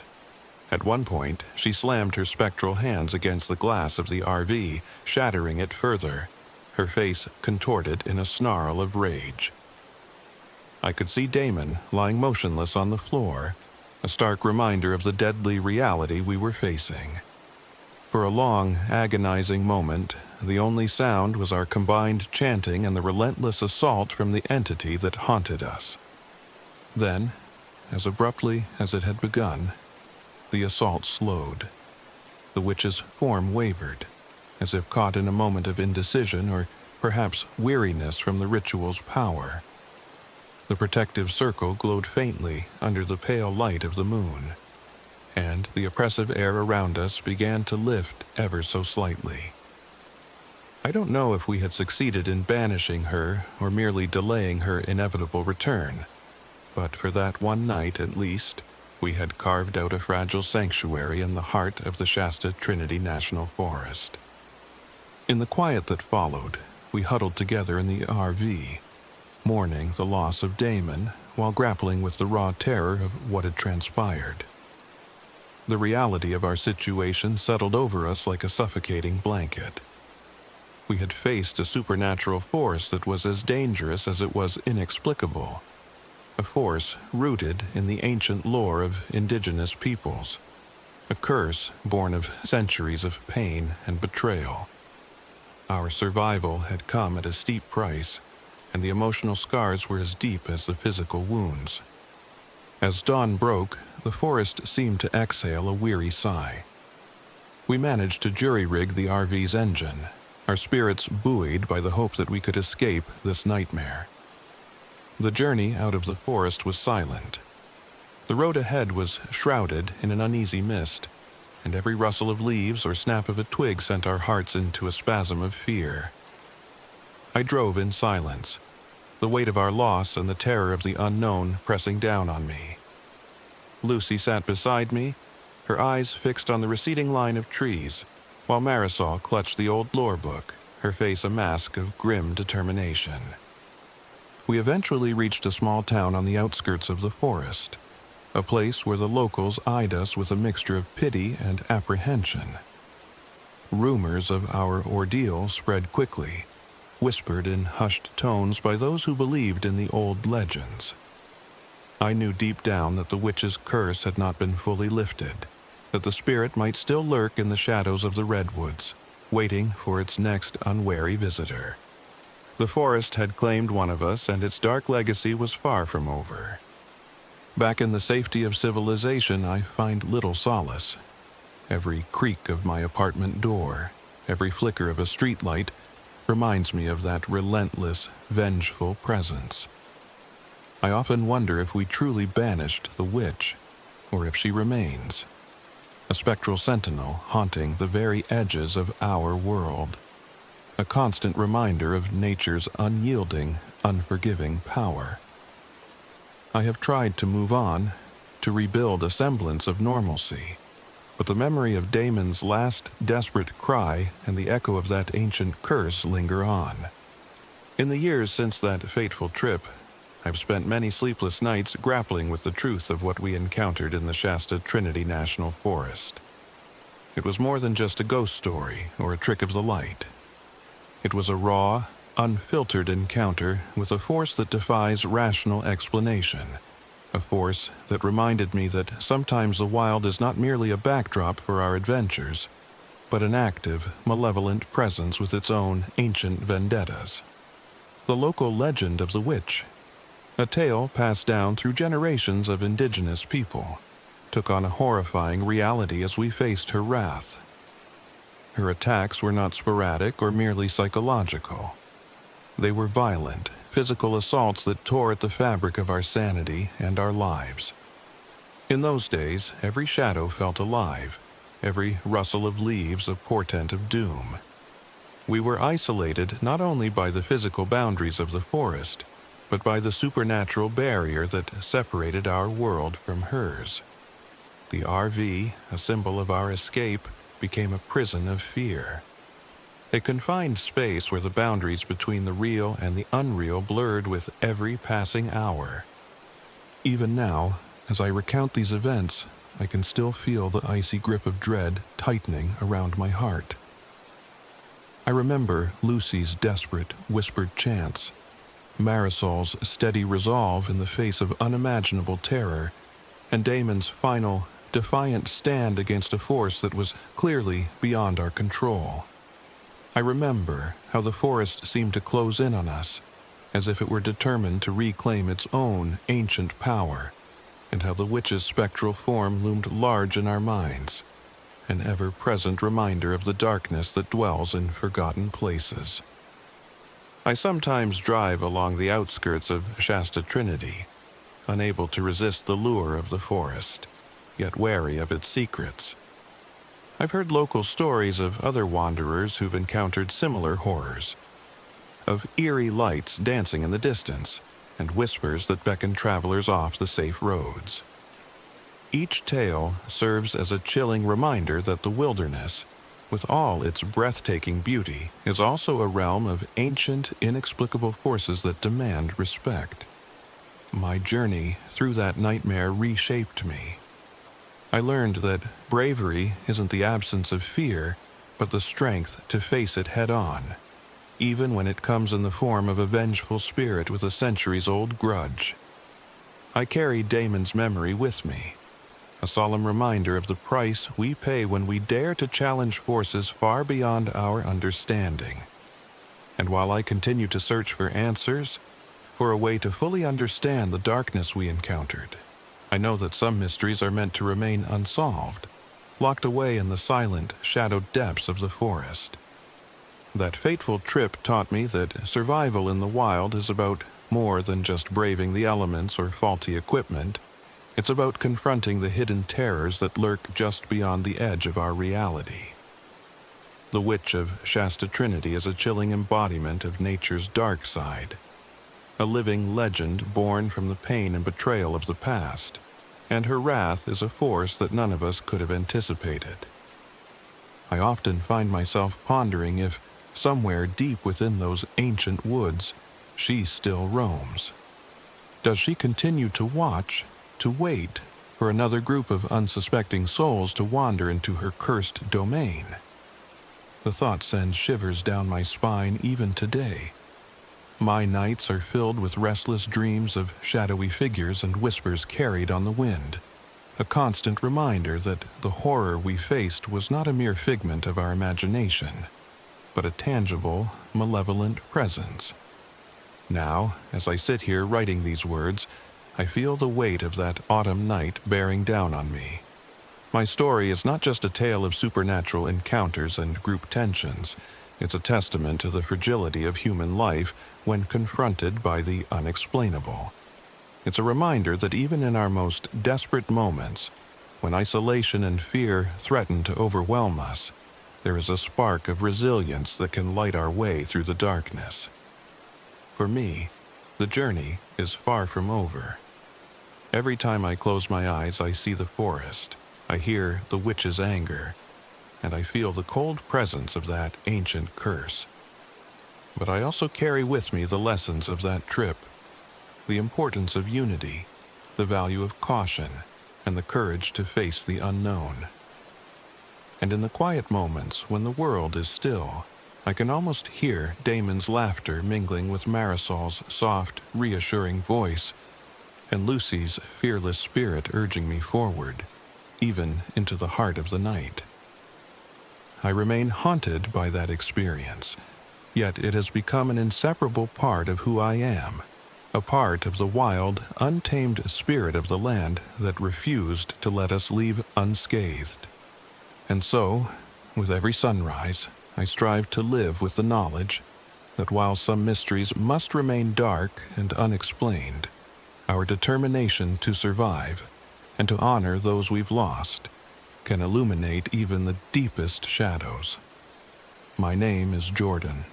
I'm 35, and I will never forget that autumn in the Shasta Trinity National Forest, a time when the forest whispered secrets, when ancient curses were awoken, and when the boundaries between our world and the supernatural blurred into a harrowing dance of survival, loss, and relentless hope.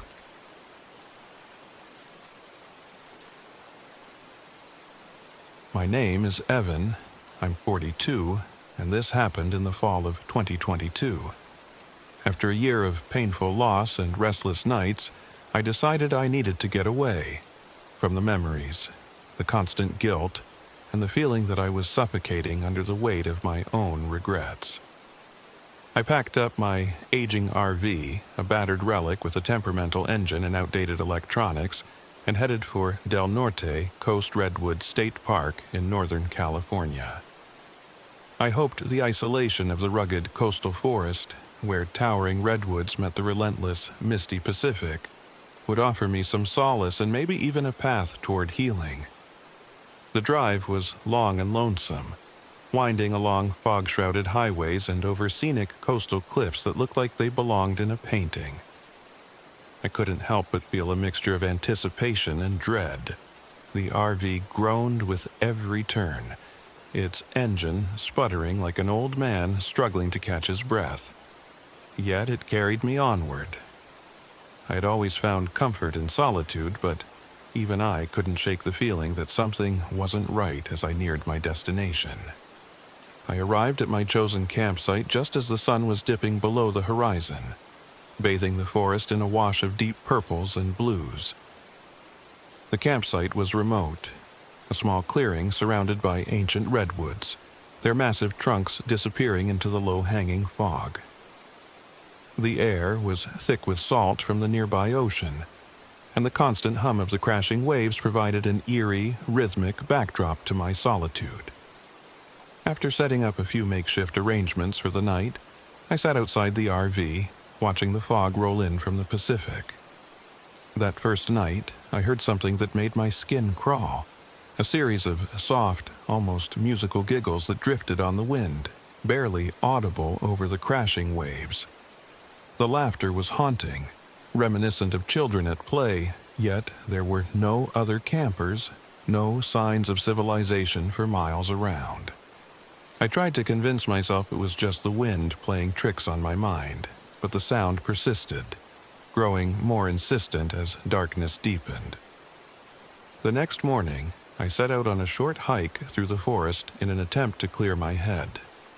The mist hung low among the trees, and every step felt heavy with an unspoken warning. As I walked, I noticed strange markings carved into the bark of several trees. The symbols were unlike any graffiti I'd ever seen, a series of curves and angles that seemed to pulse with an ancient, deliberate purpose. I snapped a few photos with my phone, but when I looked at the images later, the symbols appeared almost blurred, as if the camera had been disturbed by something unseen. Returning to the RV, I began to feel that the isolation I'd sought was not entirely natural. It was as if the very air was charged with something intangible, a presence lurking at the edge of my awareness. The RV's flickering lights and malfunctioning electronics added to my growing sense of unease. I had come to this place seeking refuge, but instead I felt as though the forest was opening up old wounds and dredging up memories I had tried so desperately to bury. That evening, after a meager dinner warmed on a portable stove, I settled inside the RV to try and gather my thoughts. I turned on an old radio, hoping to catch a familiar voice or some semblance of normalcy, but all I got was static, interspersed with faint, indistinct whispers. I tried to ignore it, attributing the odd sounds to the RV's aging circuitry, yet every so often, a clear phrase would break through. Words like forgive and remember, as if the device were channeling the voices of the past. As night deepened, I found myself drawn to the small window at the front of the RV. The fog outside was almost tangible, swirling in ghostly tendrils under the light of a crescent moon. It was then that I noticed something that made my heart pound, a reflection in the window that wasn't my own. For just a fleeting moment, I saw the silhouette of a figure standing in the mist, a perfect, silent doppelganger that mirrored my every feature. I blinked hard, and when I looked again, there was nothing there but the shifting fog and my own tired eyes. I couldn't decide if I was imagining things or if the loneliness had finally started to fracture my mind. Over the next few nights, the eerie events escalated. The disembodied laughter returned, now accompanied by whispering voices that seemed to speak directly to me.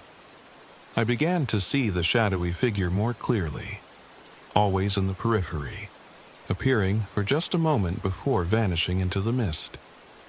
And the strange symbols appeared again, carved not only on trees, but on rocks and the sides of old, forgotten cabins that dotted the outskirts of the park. Each symbol, I began to suspect, was a warning, a remnant of ancient indigenous lore that told of a restless spirit known as the Shadow of Sorrow. I eventually encountered a local ranger at a small outpost near the park's edge. His weathered face and tired eyes spoke of a lifetime spent in the wilderness. Over a cup of weak coffee, he told me the legend of the Shadow of Sorrow, a spirit born from the collective grief and guilt of those who wandered these lands alone. According to him, the spirit was known to prey on travelers like me, manifesting as a doppelganger to force them to confront their innermost regrets. He warned that the phenomenon wasn't merely psychological. It was an ancient, supernatural presence that had claimed more than its share of souls over the years. Sometimes, he said in a gravelly voice, it's hard to tell if the terror you feel is a product of your mind or something far older and more dangerous than you can imagine. His words haunted me as I drove back to my campsite that day. The forest, already oppressive in its solitude, now felt charged with an inexplicable malice. That night, a violent storm rolled in from the ocean. Rain lashed against the RV, and the wind howled as if in mourning. I sat huddled inside, my heart pounding as thunder rumbled overhead. It was during one of the lightning flashes that I saw it, my doppelganger, no longer confined to the reflection in the window but standing outside in the torrential rain. The figure was identical to me in every detail, yet its eyes held a deep, accusatory malice that made my blood run cold. I scrambled for the door, my hands shaking uncontrollably, but when I opened it, the storm swallowed the figure whole.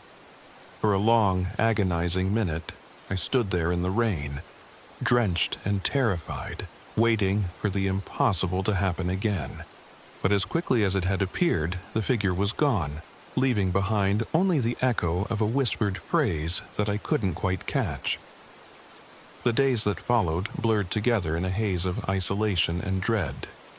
The RV's engine began to fail more frequently, leaving me stranded on narrow, fog-shrouded roads. The supernatural occurrences grew bolder. My doppelganger began to appear with increasing clarity, sometimes standing silently on the edge of the forest, other times moving just out of sight as if following me. I felt as though the spirit was drawing me deeper into the woods, forcing me to confront everything I had tried to escape. One particularly harrowing night, as I attempted to sleep fitfully in the cramped, dim interior of the RV, I was awoken by a series of whispering voices that seemed to come from every direction.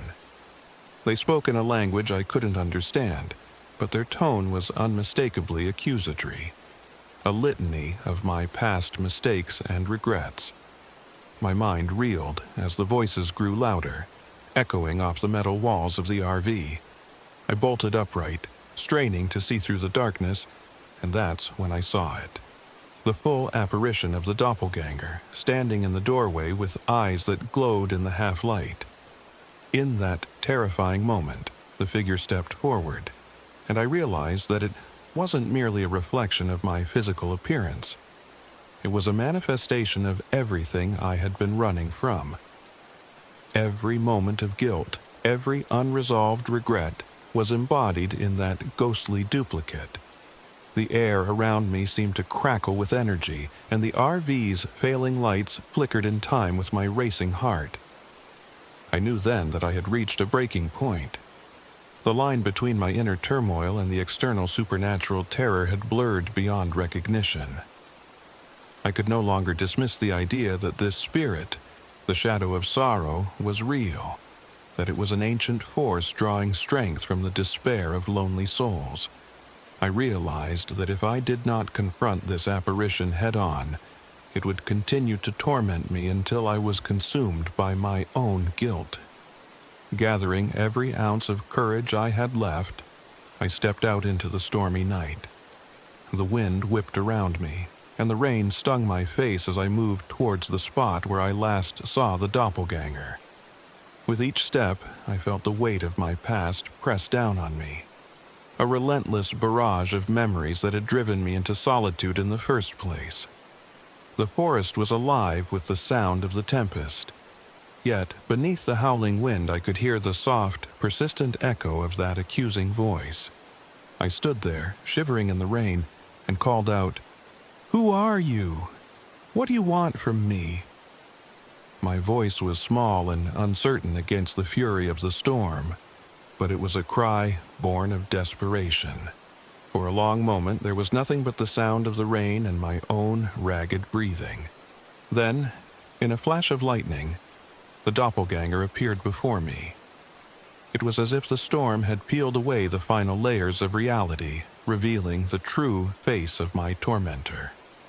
The figure's eyes burned with an intensity that was both familiar and foreign, a mirror of my own soul, twisted into something unrecognizable.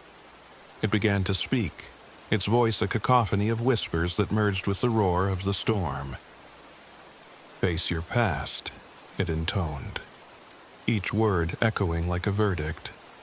"Only then can you be free." I felt the force of those words, the undeniable truth that lay behind them. In that moment, I realized that the spirit was not merely here to punish me. It was here to force me to confront the demons that had haunted me for so long. I sank to my knees, the rain mingling with tears as I recounted my failures, my regrets, and the pain of my loss. I told the apparition of the times I had run away from my responsibilities, of the guilt that had gnawed at me for not being there when it mattered most. As I spoke, something in the atmosphere shifted. The oppressive weight of the storm began to ease, and the furious presence of the doppelganger softened as if in acknowledgement. I continued my monologue, pouring out every hidden sorrow, every whispered secret that I had locked away in the depths of my heart. And with every word I felt a small measure of relief, a tiny crack in the dam of my grief. For what felt like an eternity, I bared my soul to that silent, accusing mirror. And then, as suddenly as it had appeared, the doppelganger's form began to blur, its edges dissolving into the swirling fog. The accusatory glow in its eyes dimmed, replaced by a calm that mirrored my own tentative acceptance. With a final whisper that merged with the receding storm, it said, "Let go." In that moment, I knew that I had taken the first step toward healing. The spirit, the embodiment of my guilt and sorrow, was not vanishing because I had defeated it through strength, but because I had embraced the pain I had long denied. The oppressive power that had haunted me was slowly receding, leaving behind a fragile sense of peace amidst the lingering mist. I returned to the RV, soaked and exhausted, but with a new determination coursing through me. The next morning, as the storm subsided and a weak sun began to pierce through the fog, I made a decision. The RV, with all its mechanical failures and the memories of nights spent in terror, had become a prison, a physical representation of the life I had been clinging to. I could no longer let it define me. I started the engine one last time, knowing that it might fail again at any moment, but determined to drive away from the past. With each turn of the wheels, I felt the burden of my guilt lighten, replaced by a cautious hope that I could rebuild my life from the ruins of my sorrow. I drove slowly along the foggy coastal road, the redwoods standing as silent witnesses to my transformation, and the gentle roar of the ocean a reminder of life's enduring power even in the midst of despair. As I left Del Norte, Coast Redwoods State Park behind, I couldn't help but glance in the rearview mirror. For a fleeting moment, I thought I saw a figure among the trees, a shadow that resembled my former self. But I no longer felt fear. Instead, I felt a profound gratitude for the journey I had endured. The spirit that had tormented me was not a curse, but a catalyst, forcing me to confront the darkest corners of my soul and ultimately liberate myself. In the weeks that followed, I worked to rebuild my life. I sought therapy, reconnected with estranged friends, and slowly began to forgive myself for the mistakes of the past. There were still moments when the echoes of that stormy night returned. A flash of a silhouette in a window, a whisper in the wind. But each time, I found that I was no longer as vulnerable as I had once been. The haunted memories had become a part of me, but they no longer ruled me. Sometimes, when the fog rolls in thick over the coastal roads, or the redwoods sway in the gentle breeze, I still think of that solitary night on the stormy shore. I remember the raw terror, the desperate confrontation with my own shadow, and the catharsis that followed. I realize now that the wilderness was never just a backdrop for my escape. It was a mirror reflecting the internal battle I had long avoided. And in that reflection, I found the strength to change. My name is Evan, I'm 42, and my journey through the misty depths of Del Norte Coast Redwoods State Park taught me that the path to redemption often winds through our darkest memories.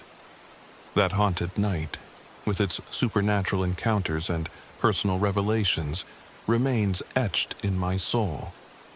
A reminder that sometimes, to truly move forward, we must first confront the ghosts of our past.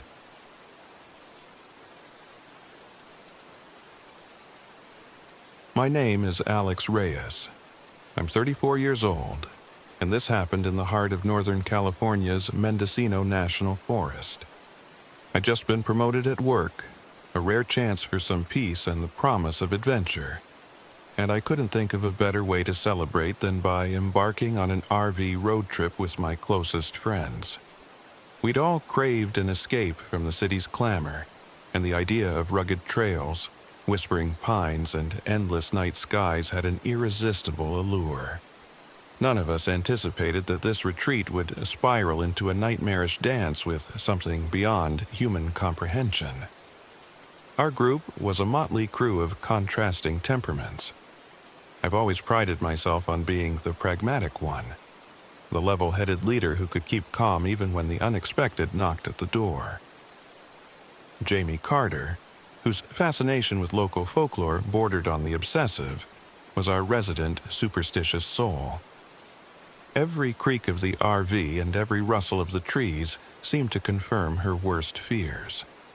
Morgan Lee, with his razor-sharp wit and staunch skepticism, always brushed off what he considered old wives' tales. And then there was Riley Thompson, anxious and impulsive in equal measure, whose wide eyes often betrayed his deep-seated fear of the unknown. We set off on a crisp autumn afternoon, the golden light filtering through the towering trees as we navigated narrow back roads. The RV, a beat-up relic that had seen better days, groaned under the weight of our hopes and supplies. Its heating system sputtered in protest, and the battery was on its last legs.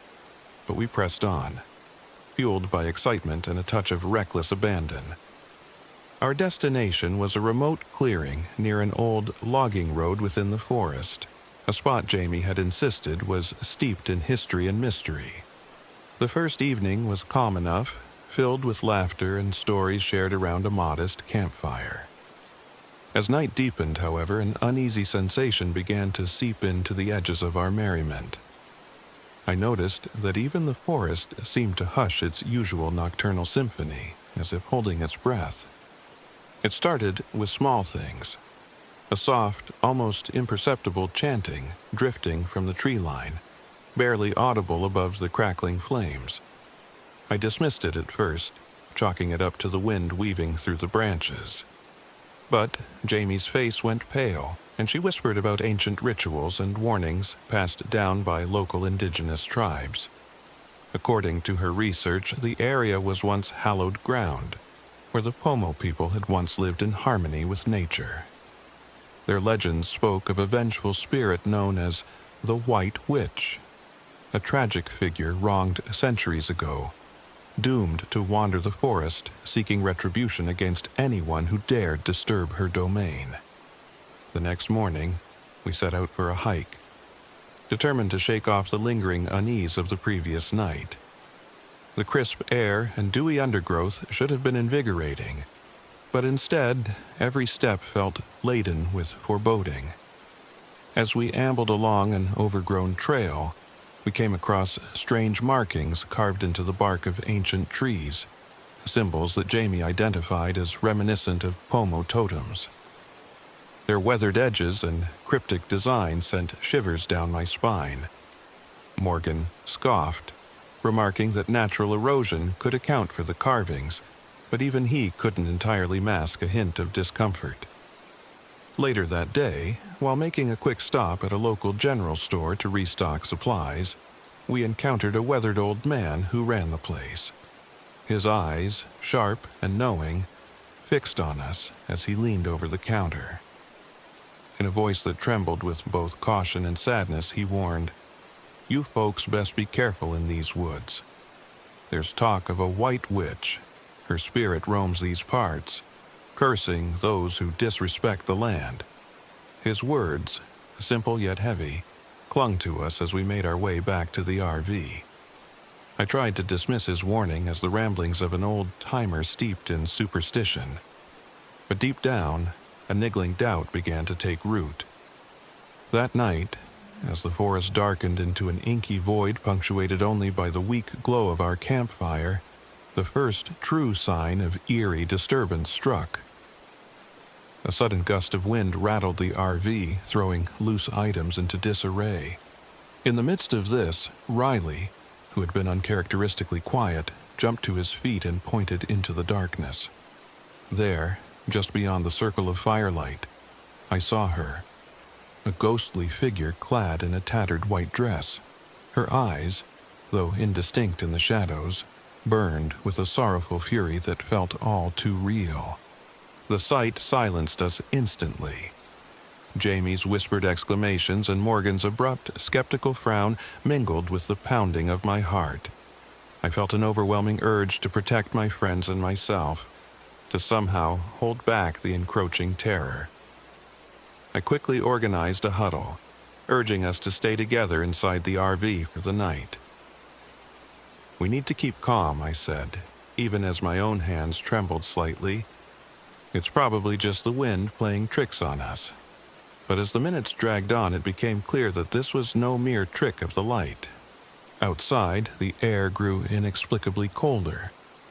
The ghostly apparition, which had vanished as silently as it appeared, left behind a lingering sense of dread. Every shadow seemed to twist into menacing shapes. Every rustle of leaves sounded like whispered threats. I could almost feel an unseen presence watching us, waiting for a moment of vulnerability.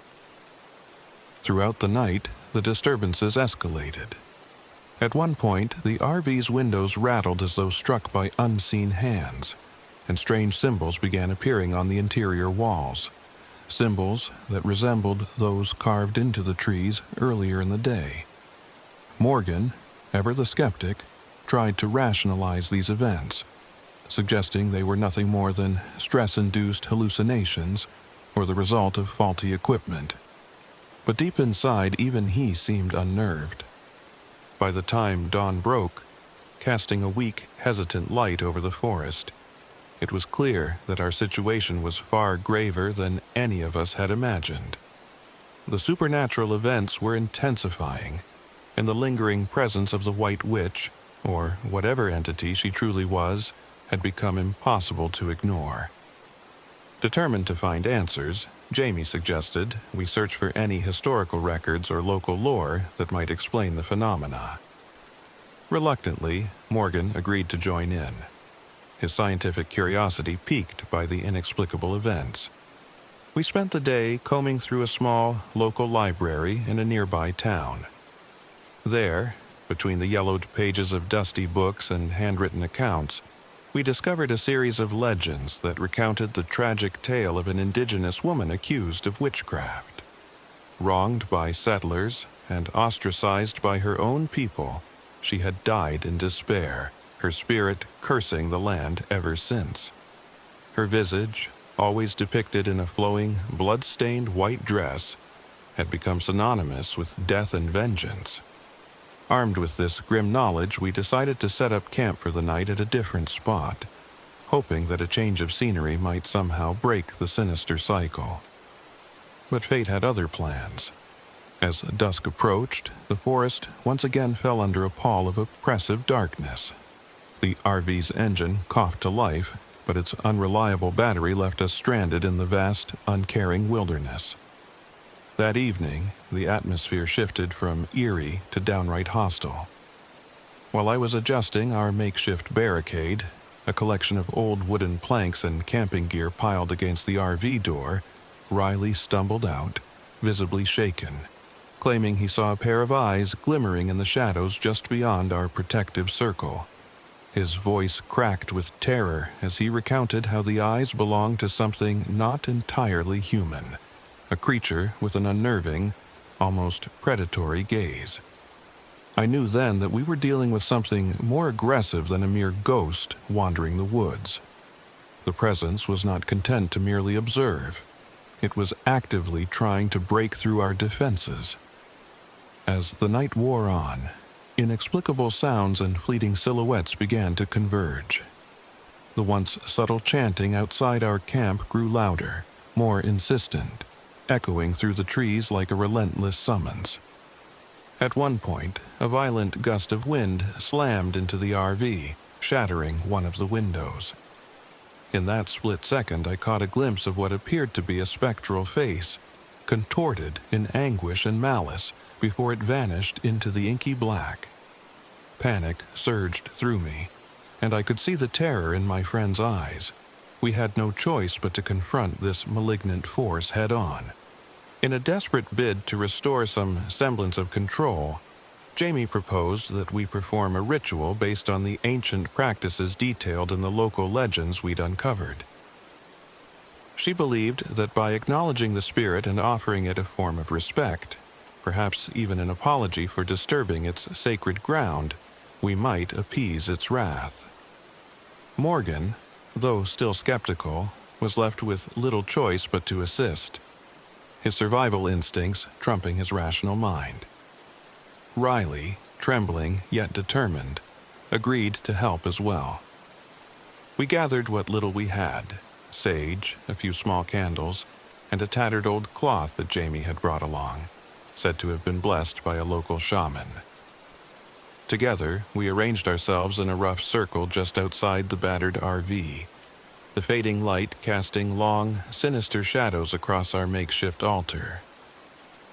I took a deep breath and led the incantation, my voice wavering but resolute, as I pleaded for understanding and mercy from the spirit that haunted these woods. For a moment, the forest seemed to hold its breath. Then, as if in answer, the chanting resumed. This time, not from an unseen presence, but from within our very circle. The flames of our candles danced wildly, and a spectral mist began to form around us. In the midst of the ritual, I felt a cold, insidious force pressing in, as though the forest itself was rejecting our presence. The sense of dread was overwhelming, yet we pressed on, each word of the incantation laced with desperate hope. It wasn't long before the spirit made her presence undeniably known. Amidst a swirling mass of fog and ethereal light, she appeared.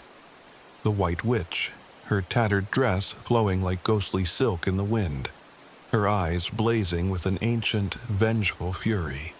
Her face, a mask of sorrow and anger, seemed to flicker with every tortured moment of her tragic past. In that charged instant, I realized that this was no passive specter meant to simply haunt our dreams. She was dangerous and violent, a force of retribution that had been awakened by our intrusion. The spirit's reaction was immediate and ferocious. A violent gust of wind shattered the fragile circle of light we'd managed to create, sending our candles tumbling to the ground. The spectral figure surged forward, her arms outstretched in a gesture of both warning and wrath. I could hear Jamie's voice faltering as she pleaded with the entity to show mercy, while Morgan's rational mind struggled to reconcile the impossible. Riley, paralyzed with fear, barely managed to step back. In that chaotic moment, the supernatural fury of the White Witch overwhelmed us. The very ground beneath our feet seemed to convulse as branches snapped and the air thickened with the smell of burning sage. A last, desperate attempt to ward off evil. I grabbed Morgan's arm, urging him to run, but even as I did so, I couldn't tear my eyes away from the horrifying spectacle. The spirit's outburst wasn't a single, controlled attack. It was a wild, indiscriminate force of nature, lashing out at anything that came near. In the ensuing chaos, our carefully constructed defenses crumbled. Riley was knocked to the ground, a heavy branch smashing into his side as he tried to flee. The sound of his pained cry was drowned out by the unearthly wail of the wind, a sound that seemed to echo the lament of the ancient wronged spirit. The RV, our fragile refuge, was battered by forceful gusts that threatened to tear it apart. I fought against the panic rising in my chest, struggling to rally my friends even as the realization of our dire predicament settled in. I ordered everyone to retreat into the RV, to regroup and try to salvage what we could.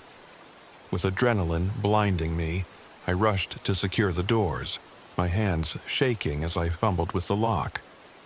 Through the shattered window, I watched in horror as the White Witch's form hovered just outside, her eyes burning with an intensity that promised retribution.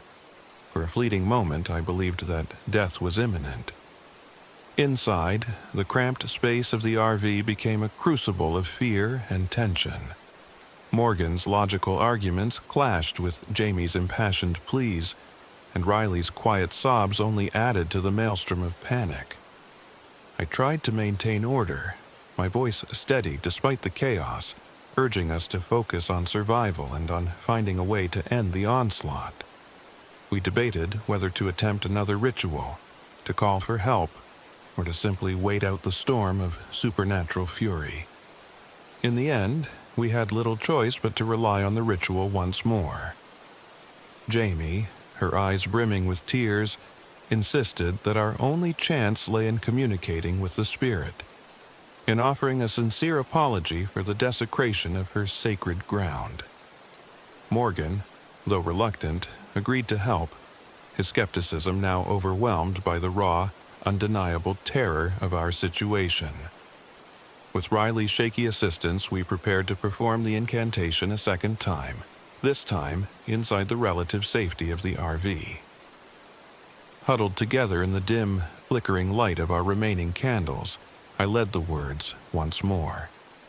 My voice, though still trembling, carried the weight of a desperate plea for mercy. I could feel the air grow heavier with each syllable, as if the very fabric of reality were bending under the strain of our supplication. Outside, the relentless force of the spirit pounded against the RV, and I could hear the echo of her vengeful cries through the broken glass. For what felt like an eternity, the ritual continued, a fragile thread of hope woven through the storm of our terror. And then, as abruptly as it had begun, the violence subsided. The wind died down, and the oppressive atmosphere began to lift. In the eerie silence that followed, I dared to breathe, though my body remained tense and my heart still pounded in my chest. We emerged from the RV with a mix of relief and lingering dread. The forest was quiet once more, the supernatural fury replaced by a somber calm. Yet, we all knew that the threat had not been vanquished, only momentarily appeased. The White Witch had receded, her presence lingering at the periphery like a dark promise of further retribution should we ever return. In the days that followed, we slowly made our way back to civilization, each of us carrying deep scars, both physical and emotional, from our ordeal. Riley's injury, though not life-threatening, served as a constant reminder of the chaos that had erupted that night. Morgan's unyielding skepticism had been irrevocably shaken, replaced by a cautious respect for forces beyond our understanding. And Jamie, forever haunted by the sorrowful eyes of the spirit, vowed to honor the indigenous legends and the ancient wisdom they carried. I, for my part, emerged from that night forever changed. I learned that survival isn't simply a matter of resourcefulness or physical endurance.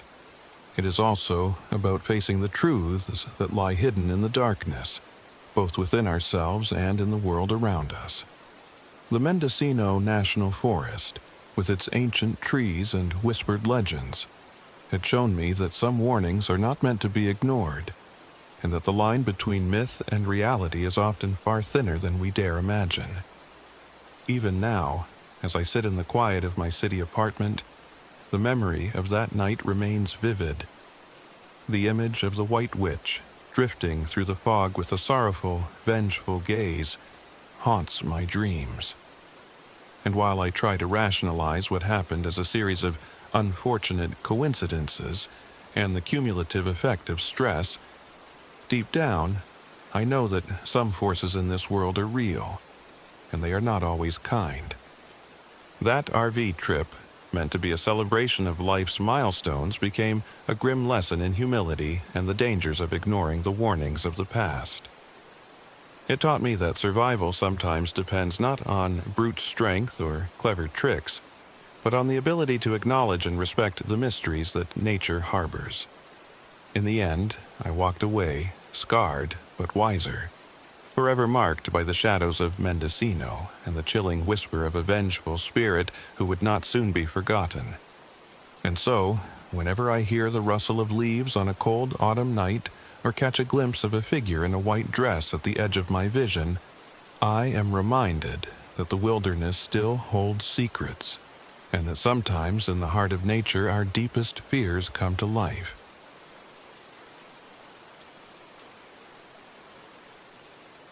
My name is Jack Hartley. I'm 42 years old, and this happened deep in the Plumas National Forest of Northern California. I was a former trucker with a past riddled by regret and loss, a divorce that left me alone, and the haunting memory of my daughter, Ellie, who passed away several years ago. Inheriting my father's old RV had seemed like a second chance, a way to escape the chaos of my life and, perhaps, find a measure of redemption in solitude. I set off on what I hoped would be a healing journey, the battered RV rattling along narrow forest roads. The vehicle, much like me, had seen better days. Its engine sputtered at the slightest incline, the electrical system was unreliable, and every mile seemed to amplify the creaks and groans of aging metal. I wasn't entirely sure if it was the poor mechanics of the RV or the weight of my own sorrow that made the journey seem so oppressive. I chose a Plumas National Forest because it promised isolation, a vast wilderness where the only company would be the rustle of pine needles and the whisper of the wind. It was here, away from society's clamor, that I hoped to confront the inner demons that had long haunted me. Yet, as the sun began to dip below the horizon on my first day, I couldn't shake the uneasy feeling that I wasn't as alone as I thought. That first night, I parked the RV in a clearing fringed by towering firs and ancient oaks. The silence was almost tangible, a heavy blanket that pressed in from all sides. I lit a small lantern and settled into the worn seat of my RV, the hum of the engine a low, constant reminder of my vulnerability. As I sipped lukewarm coffee and stared out at the darkening forest, I heard something, soft, almost imperceptible whispers that floated on the breeze. At first, I dismissed them as tricks of the wind or my own overactive mind conjuring up echoes of the past. But as the night deepened, those whispers grew into a faint chorus of voices, each syllable indistinct yet undeniably present. I tried to convince myself that it was nothing more than loneliness manifesting in my imagination.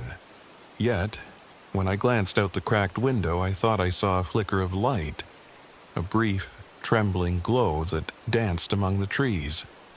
My heart thumped with a mix of fear and longing. For a moment, I was sure it was Ellie's smile beckoning me from the darkness, but deep down, I knew it couldn't be that simple. The RV's electronic systems began acting up as the night wore on. The radio crackled with static, and the headlights flickered sporadically, as if something beyond the realm of normal electrical failure was at play. I double-checked the connections and even tried restarting the engine, but nothing could shake the feeling that these malfunctions were more than mere technical faults. They were a sinister prelude to something far more unsettling. Over the next few days, I pushed further into the wilderness, determined to find some solace amid the towering trees and serene landscapes. Yet, the forest seemed to have its own agenda. Strange, transient markings began to appear on the exterior of the RV and on the trees nearby. At first, I thought they were the result of careless vandals, or perhaps the scratching of some unknown animal. But the symbols were unlike anything I'd ever seen. An ancient, undecipherable language that pulsed with an eerie energy. I felt as though the forest itself was trying to communicate a warning, its message clear yet enigmatic. Each night the odd phenomena continued. In the pitch-black hours before dawn, I would hear soft, childlike giggles and murmurs that chilled me to the bone. There were moments when the air turned inexplicably cold, and I could see my breath in the otherwise mild autumn air. The feeling was not one of overt violence or malice, but rather a persistent, gnawing sense of melancholy and regret. a sorrow that seemed to seep from the very soil of the forest. During one particularly stormy night, as thunder rolled overhead and rain battered the roof of the RV, the manifestations intensified. Lightning illuminated fleeting shapes in the darkness, ghostly silhouettes that vanished as quickly as they appeared. In one heart-stopping moment, I thought I saw a small figure, a young girl with familiar features, her eyes filled with sadness. For a split second, I felt an overwhelming urge to reach out, to comfort her. But the vision was gone as quickly as it had arrived, leaving me with a profound mix of hope and despair. I began to wonder if these supernatural encounters were somehow connected to my own inner turmoil. Was the forest manifesting my grief and guilt? Or was there something else, a presence older than my sorrows, lurking among the trees?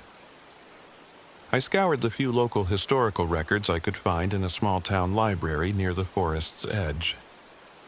In dusty tomes and faded newspaper clippings, I discovered legends of ancient peoples who once inhabited these lands.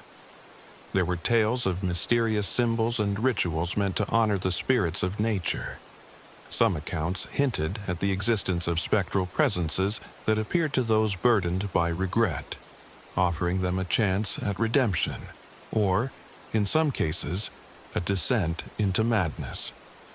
The more I read, the more I began to suspect that the strange phenomena I was experiencing were not entirely in my head. There was a thin line between my own memories and the supernatural whispers of the forest. Perhaps the markings, the inexplicable cold, and the spectral flickers of light were a call, a demand for recognition from a realm that I had long since dismissed as myth. One particularly harrowing night, when the wind howled like a chorus of lost souls, and the RV shuddered under the assault of a fierce storm, the supernatural presence made itself undeniably known. As I huddled beneath a threadbare blanket, a violent gust of wind slammed against the RV, and the temperature plummeted suddenly. I heard the unmistakable sound of someone, whispering my name in a voice that was both gentle and accusatory. I forced my eyes open, and in the flickering light of the lightning, I saw it. A translucent figure, faintly resembling my daughter. Her face was a mask of sorrow and longing, her eyes deep pools of anguish that mirrored the guilt I had long carried. I couldn't move, paralyzed by the weight of a million unspoken regrets. In that moment, the RV's failing systems and the creaks of the old structure faded into a distant hum, and all that remained was the haunting presence of the ghostly figure. I felt an overwhelming rush of emotion, the pain of loss, the burden of guilt, and a desperate yearning for forgiveness. I reached out, my trembling hand passing through the apparition, only to be met with a chill that seemed to freeze my very soul. The encounter left me shaken to my core. I couldn't tell if the figure was a true spectral visitation, or simply a manifestation of my own shattered psyche. In the following days, the boundary between memory and reality blurred further. Every time I closed my eyes, I saw Ellie's face, and every time I opened them, I found the same ghostly image lingering in the corners of my vision. The RV, my supposed sanctuary, now felt like a trap.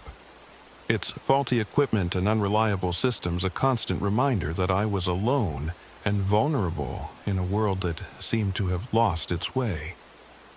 Driven by equal parts fear and determination, I resolved to confront whatever was haunting me. I began to record my experiences in a battered journal, noting every unexplained occurrence and every chilling whisper that echoed in the stillness of the night. I made a pact with myself to follow the strange markings wherever they led, hoping that they might provide some clue, a way to understand, or even reverse, the inexplicable manifestations that tormented me. One crisp morning, I set out on foot, leaving the safety of the RV behind. The forest floor was slick with dew, and the air was thick with an almost palpable tension.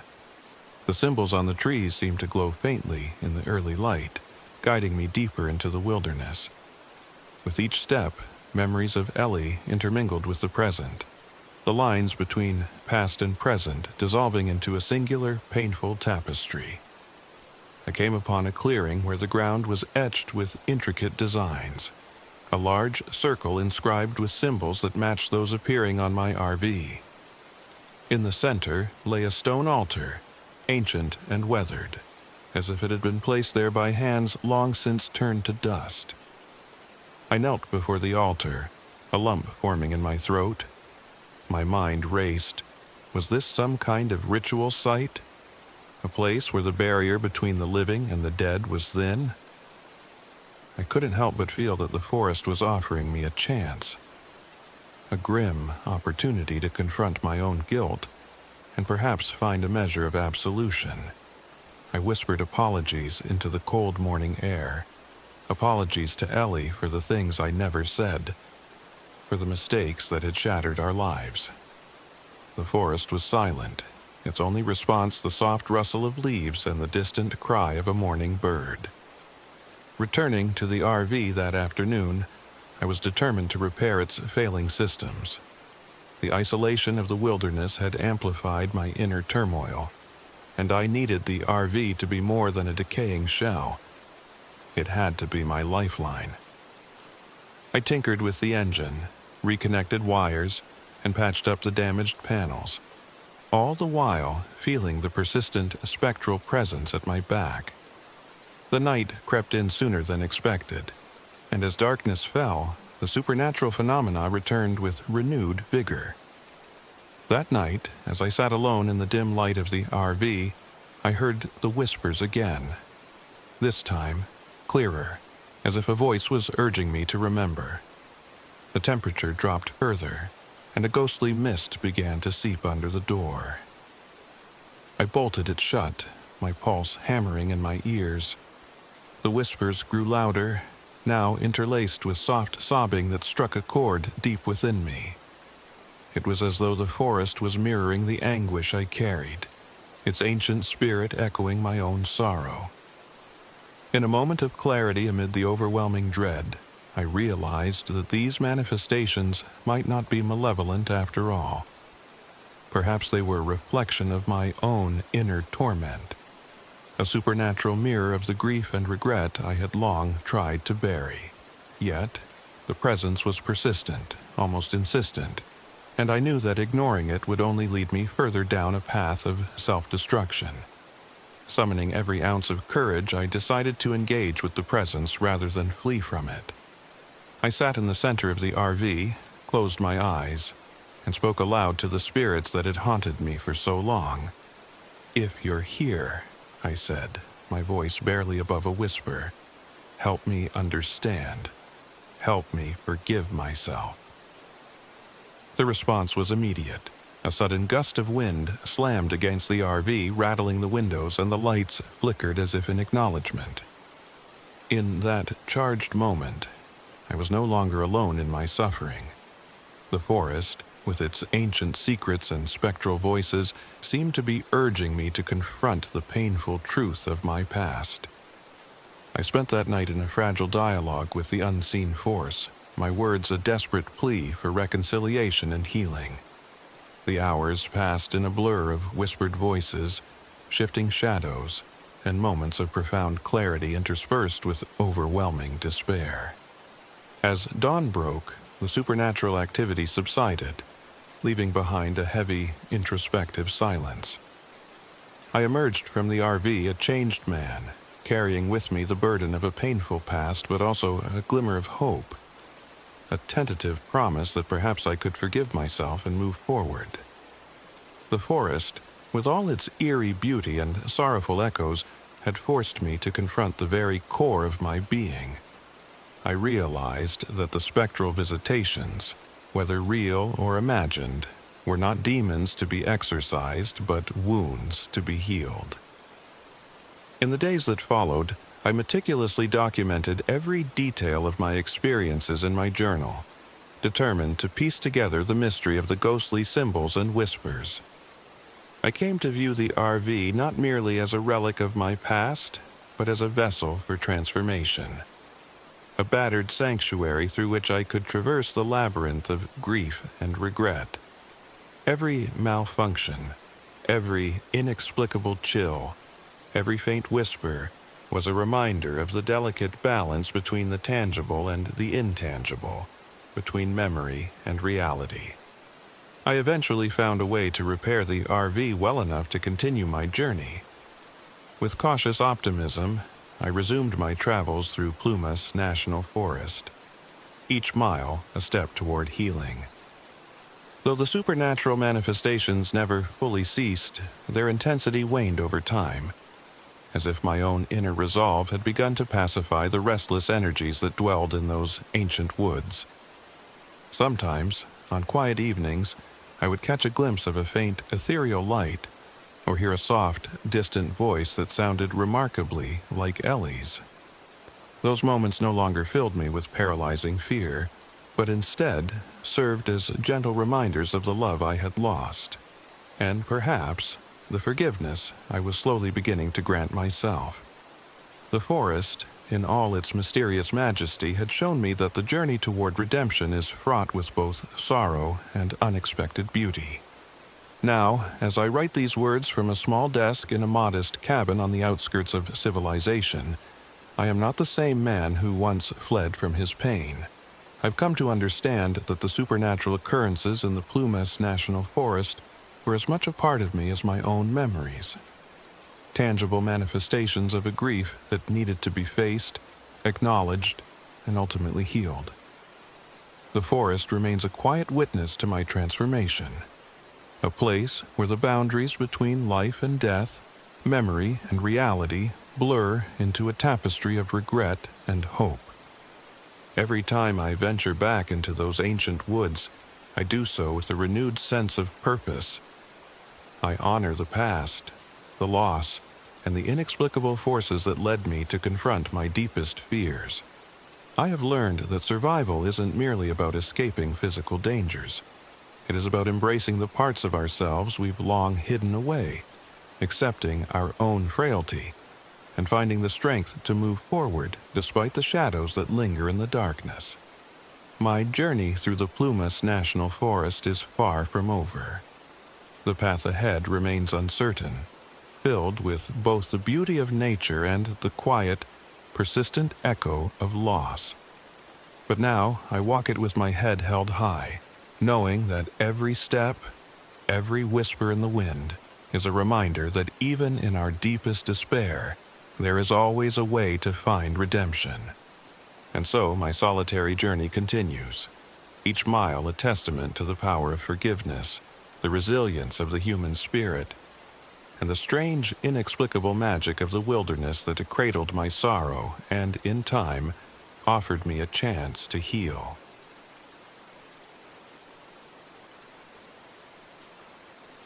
My name is Aiden Carter, and I am 38 years old.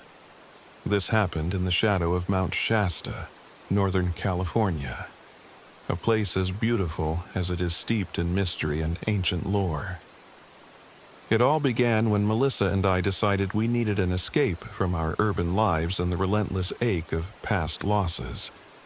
Melissa, my partner of nearly a decade, is as intuitive as she is empathetic, a gentle soul whose artistic sensibilities often saw beyond the everyday. I, on the other hand, have always clung to logic and reason, a remnant of my engineering past. Yet, neither of us could have foreseen the supernatural ordeal that awaited us on that fateful RV trip. We set out on a crisp autumn morning, our old, vintage RV packed with essentials, and more than a few cherished belongings. I had spent weeks tinkering with the RV, a labor of love and necessity. However, as fate would have it, our vehicle was far from reliable. Even before we hit the road, the RV's headlights flickered ominously during our first night on the outskirts of the city. A dashboard light blinked warnings that I couldn't quite decipher, and the heater sputtered in protest against the chill of the approaching dusk. I shrugged off these issues with a promise to repair them once we reached our destination, Mount Shasta's rugged backwoods. Melissa's gentle protestations about our equipment problems mingled with her insistence that the universe was sending us signs.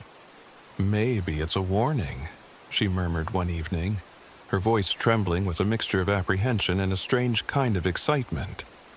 I dismissed her words as superstitious musings.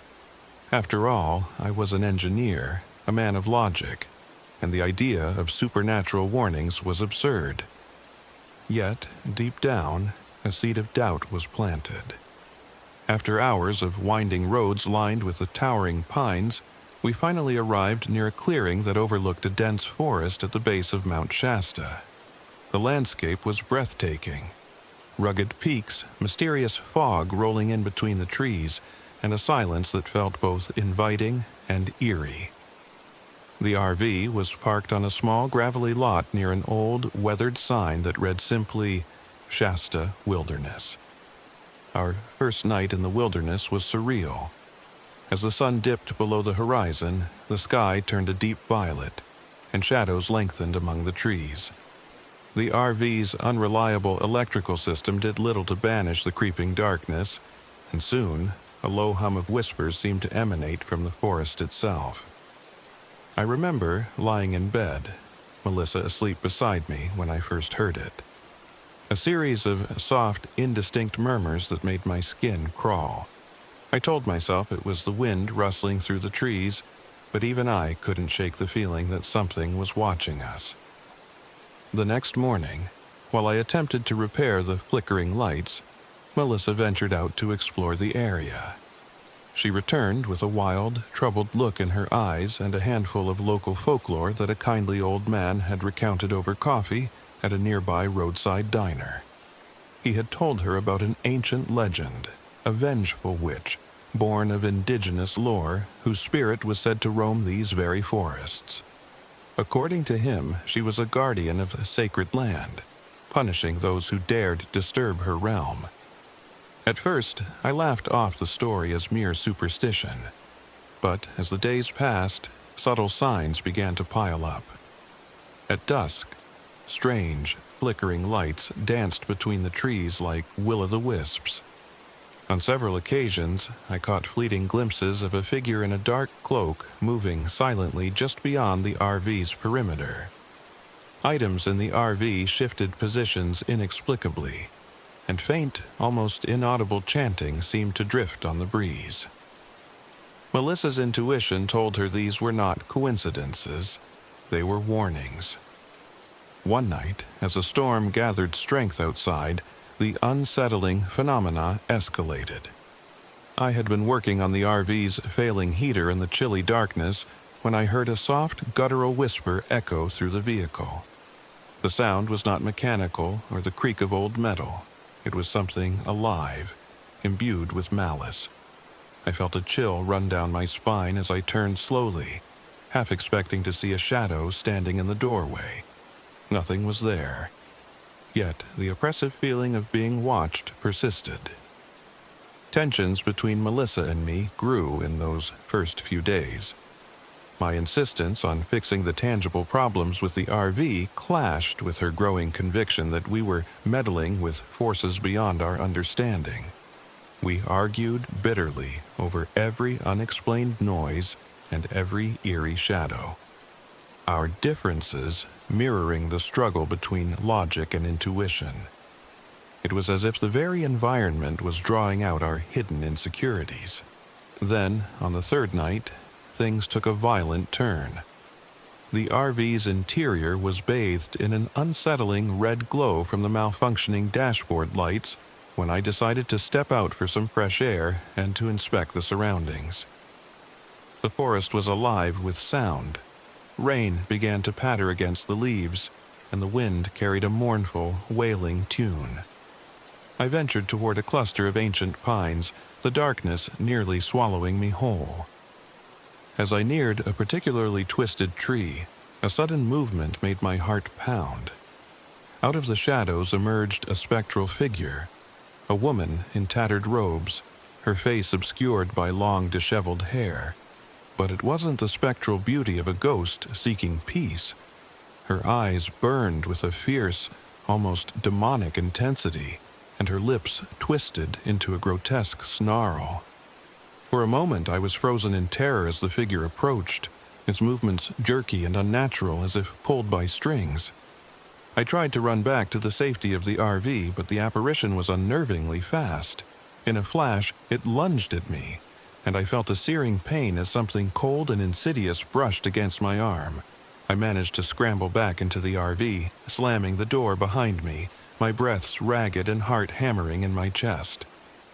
Inside, Melissa's eyes were wide with terror as she clutched a small amulet she had retrieved from the old diner, a charm given to her by the local, supposedly imbued with protective powers passed down through indigenous traditions. "Aiden, did you see it?" she whispered, her voice shaking. I nodded silently, struggling to catch my breath, my rational mind shattered by the undeniable reality of what I had just experienced. That night, with the storm raging outside, the supernatural force no longer seemed content with merely haunting us.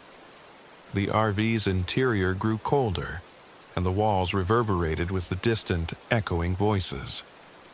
I tried to fix the heater once more, but every tool I needed seemed to be missing or broken. It was as if the RV itself had conspired with the darkness to leave us vulnerable. Melissa, her intuition now our only hope, insisted that we perform a protective ritual. I watched, still incredulous, as she arranged a circle of salt on the floor, lit candles, and whispered ancient incantations in a language I did not understand. The ritual was a last-ditch effort, a blending of indigenous protective practices and her own spiritual beliefs. I was skeptical, but the fear in her eyes left no room for debate. As she chanted, the atmosphere in the RV shifted. The oppressive presence that had filled the room seemed to waver, like a mirage caught in a sudden gust of wind. For a moment, I dared to believe that our combined efforts might hold back the darkness. But then, with a deafening crash, the door burst open, and the spectral figure reappeared at the threshold. The entity's form was more defined now, a horrifying amalgam of the old legend and raw, untamed rage. Its eyes locked onto mine, and I felt as though my very soul was being stripped away. It advanced slowly, deliberately, as if savoring the moment of our terror.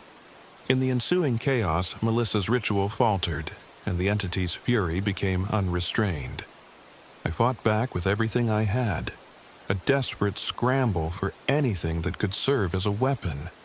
But nothing worked against a force that was neither wholly physical nor entirely spiritual. I recall the searing pain of its touch, the way it seemed to drain the heat from my body, leaving me numb and paralyzed with dread. In that horrifying instant, it became clear that this was not merely a haunting. This was a battle for our very survival. When the assault finally subsided, the RV was in disarray. The ritual had worked in part. Melissa's amulet glowed faintly, casting a protective barrier that seemed to repel the entity just enough to force it into retreat. Yet, the price was steep. Amid the tumult, I realized with a sinking heart that the confrontation had claimed a life. In the frenzy of our struggle, the supernatural force had not only attacked me but had taken Melissa's voice away. Her ability to speak had been silenced by an otherworldly wound, a symbol of the deep, unyielding power of the ancient curse. Melissa lay on the floor, shivering and barely conscious. I cradled her in my arms as I fought back tears, my rational mind reeling with disbelief and guilt. How had our desperate bid for escape turned into this nightmarish ordeal? Was it the failure of our equipment, our own personal failings, or the relentless, vengeful spirit of the land itself?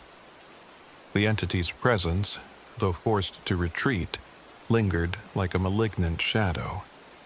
I spent that long, agonizing night huddled beside Melissa in the RV, listening to the relentless pounding of the rain against the roof and the distant, echoing chants that seeped through the walls.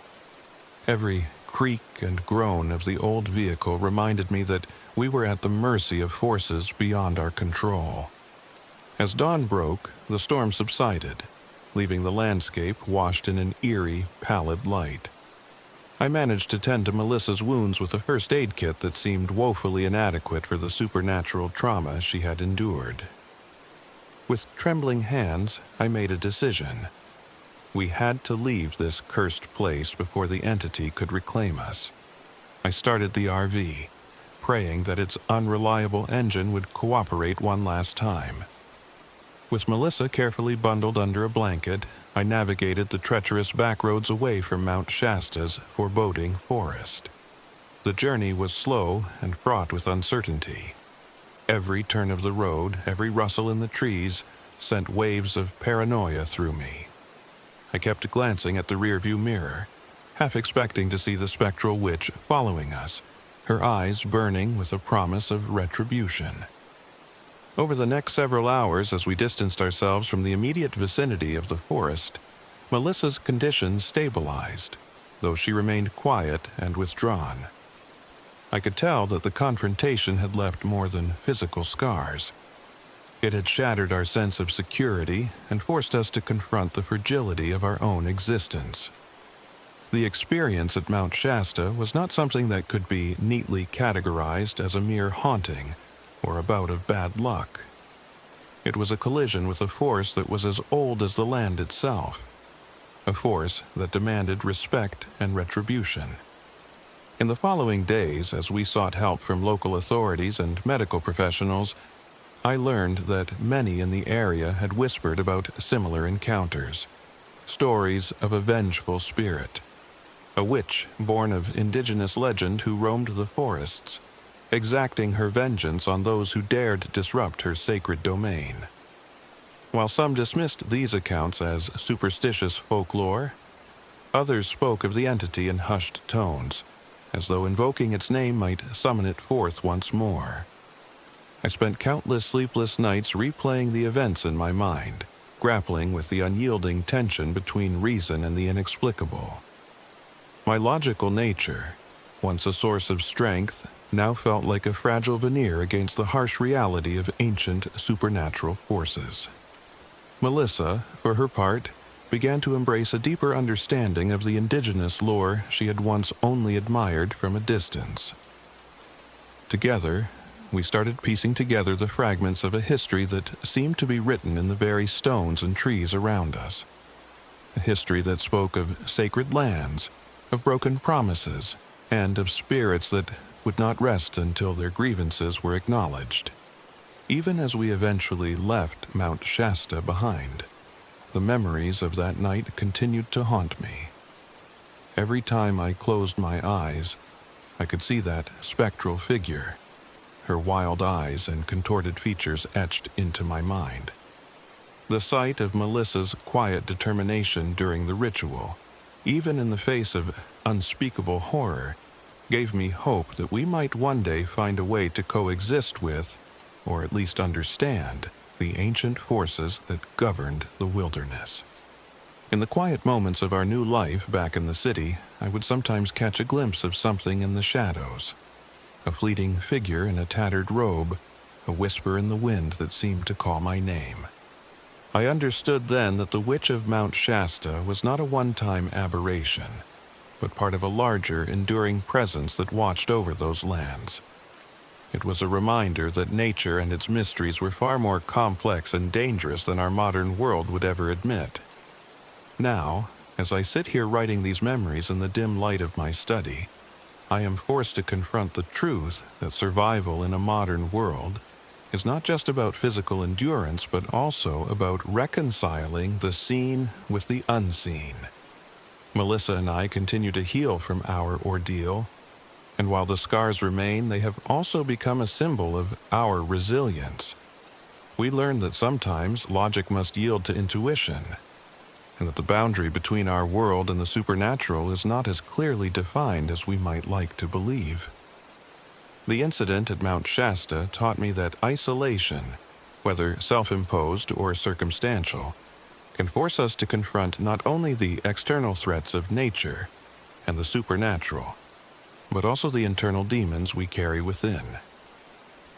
In our desperate struggle against a force that was as old as the forest itself, I discovered that survival depended not on the strength of our equipment or the rigidity of our plans, but on our ability to adapt, to trust each other, and to honor the mysteries of the world around us.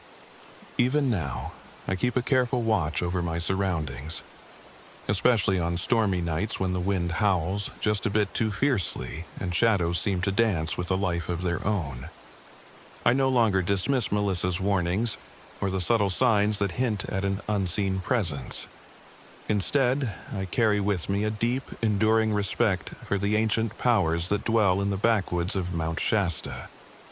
They are dangerous, yes, and their wrath can be violent and unyielding. Death, it seems, is not an uncommon visitor to those who underestimate the old ways. Melissa and I continue our journey through life, forever changed by our encounter with the supernatural.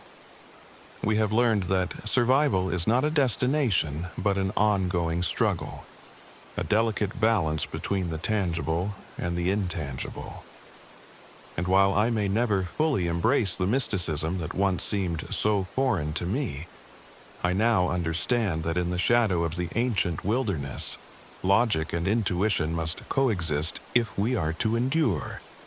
So, as I pen these words, I remain vigilant and ever aware that the witch of Mount Shasta and the legacy of her kind may one day return.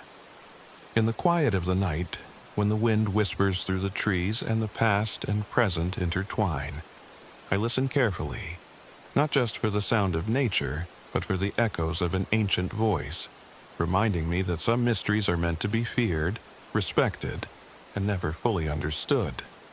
This is my story, a tale of isolation, survival, and the haunting realization that sometimes the greatest battles we face are not against external forces, but against the very fabric of our own beliefs. And in the end, it is the union of our hearts and minds, our logic and intuition, that might just keep the darkness at bay. In sharing this story, I hope to honor not only the memory of that tumultuous night, but also the unspoken covenant we make with the wild. The promise to tread carefully, to listen, and to always remember that some forces, ancient and inexorable, will always have their say.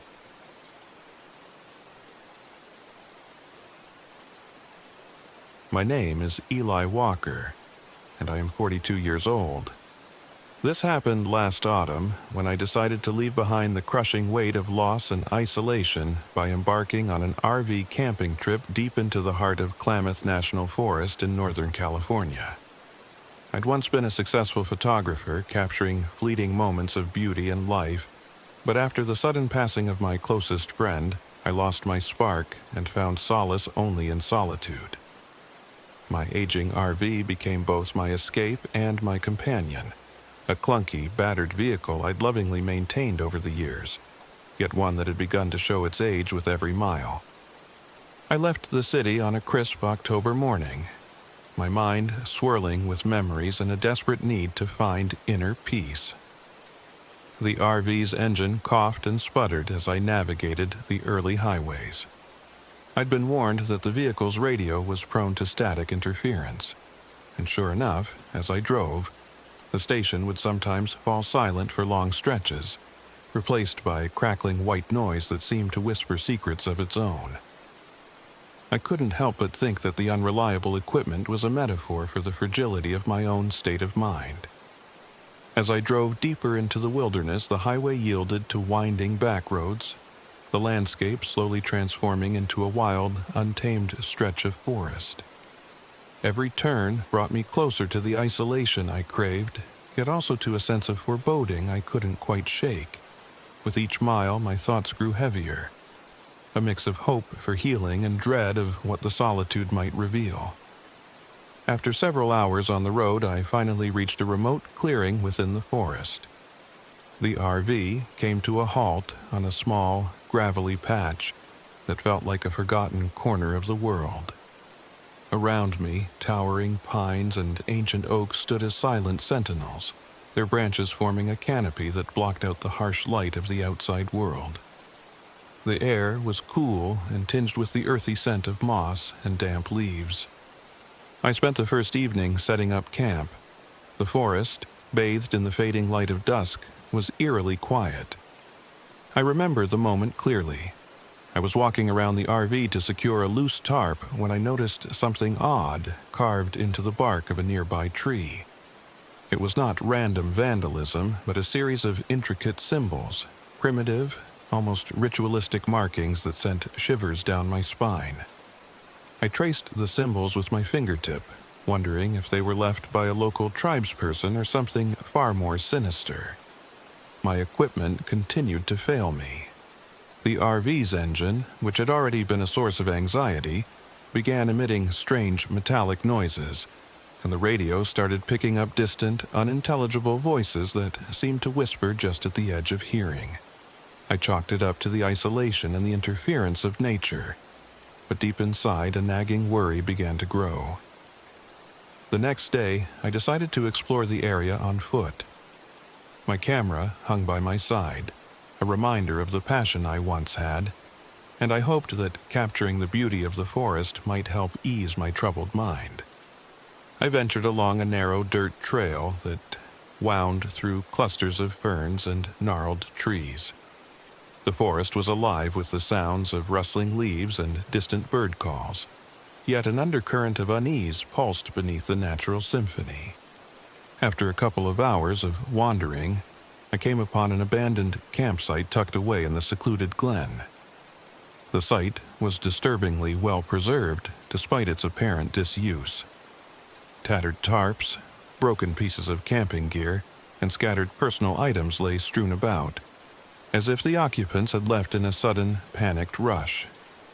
What caught my eye most were a few crude totems made from twisted branches and roughly hewn stones, arranged in a manner that suggested ritualistic significance. Nearby, a weathered notebook and several yellowed newspaper clippings spoke of missing travelers and unexplained disappearances in this part of the forest over the past few years. The atmosphere grew even heavier as I discovered a set of fresh tracks circling the abandoned site. The footprints were large and irregular, not matching any animal I recognized from local wildlife. They were deeper, as if the weight of a human and something more ominous had pressed them into the soft earth. A chill ran down my spine as I realized that I wasn't just alone. Someone or something was watching. That night, as darkness swallowed the forest and the wind began to pick up, I found myself tinkering with the RV's unreliable engine under the weak glow of a single lantern. I was lost in thought, trying to piece together the fragments of my solitude and the clues I'd discovered earlier, when I suddenly heard the unmistakable sound of footsteps crunching on gravel. My heart pounded as I strained to see through the murk of darkness beyond the RV's flimsy walls.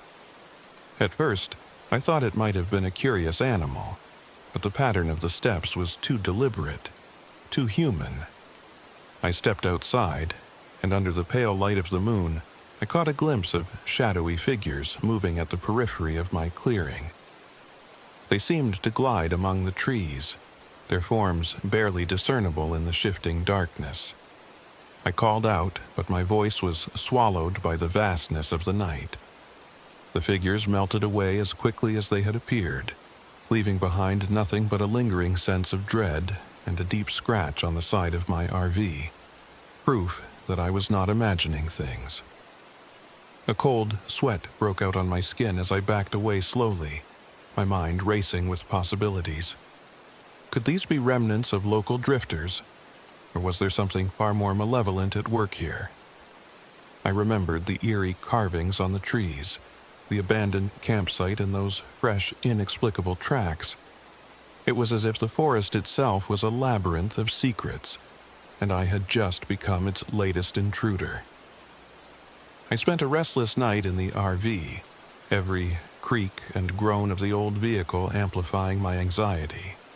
Sleep came in fragmented, haunted bouts, and I awoke several times to the sound of hushed, frantic whispers that echoed in the corridors of my mind. I knew then that I needed to leave, but a part of me was compelled to unravel the mystery, even at the risk of my own safety. The next morning, as I tried to fix the persistent engine issues with a toolkit that had seen better days, I noticed a series of fresh disturbances around the RV. Broken branches, deep gouges in the metal, and the unmistakable smell of burnt wood indicated that someone, or something, had been active during the night. I felt the weight of unseen eyes pressing down on me, and the thought that I had stumbled upon a hidden group operating in these woods began to take shape. By midday, while scavenging for supplies in a nearby thicket, I was ambushed. Out of nowhere, several figures emerged from behind the dense foliage, their ragged clothing smeared with dirt and blood, and the primitive, almost feral look in their eyes left no doubt in my mind. These were not mere wanderers or harmless locals. They were members of a cannibal cult, a group that had twisted the isolation of the forest into a hunting ground for unwary travelers. Panic surged through me as I bolted back to the RV. I could hear their guttural chants and the pounding of their feet as they gave chase. The forest, once a sanctuary of solitude, had transformed into a labyrinth of peril. I drove the RV down narrow, unmarked trails, every twist and turn taken in a desperate bid to shake off my pursuers. But the cult was relentless. Their voices grew louder, their presence more menacing with each passing minute. My pulse thundered in my ears as I took a sharp turn down a particularly narrow trail, the RV's engine straining under the pressure of a steep incline. I swerved around trees and dodged low-hanging branches, all the while glancing nervously at the rearview mirror. The thought of being captured and added to the cult's grisly collection sent a shiver down my spine. I knew that if I didn't find a way to lose them, I might not live to see another day. As the RV rattled over rough terrain, I was forced to rely on every scrap of knowledge I had about the forest's hidden paths. I took a detour through a narrow ravine, hoping that the natural obstacles would slow them down.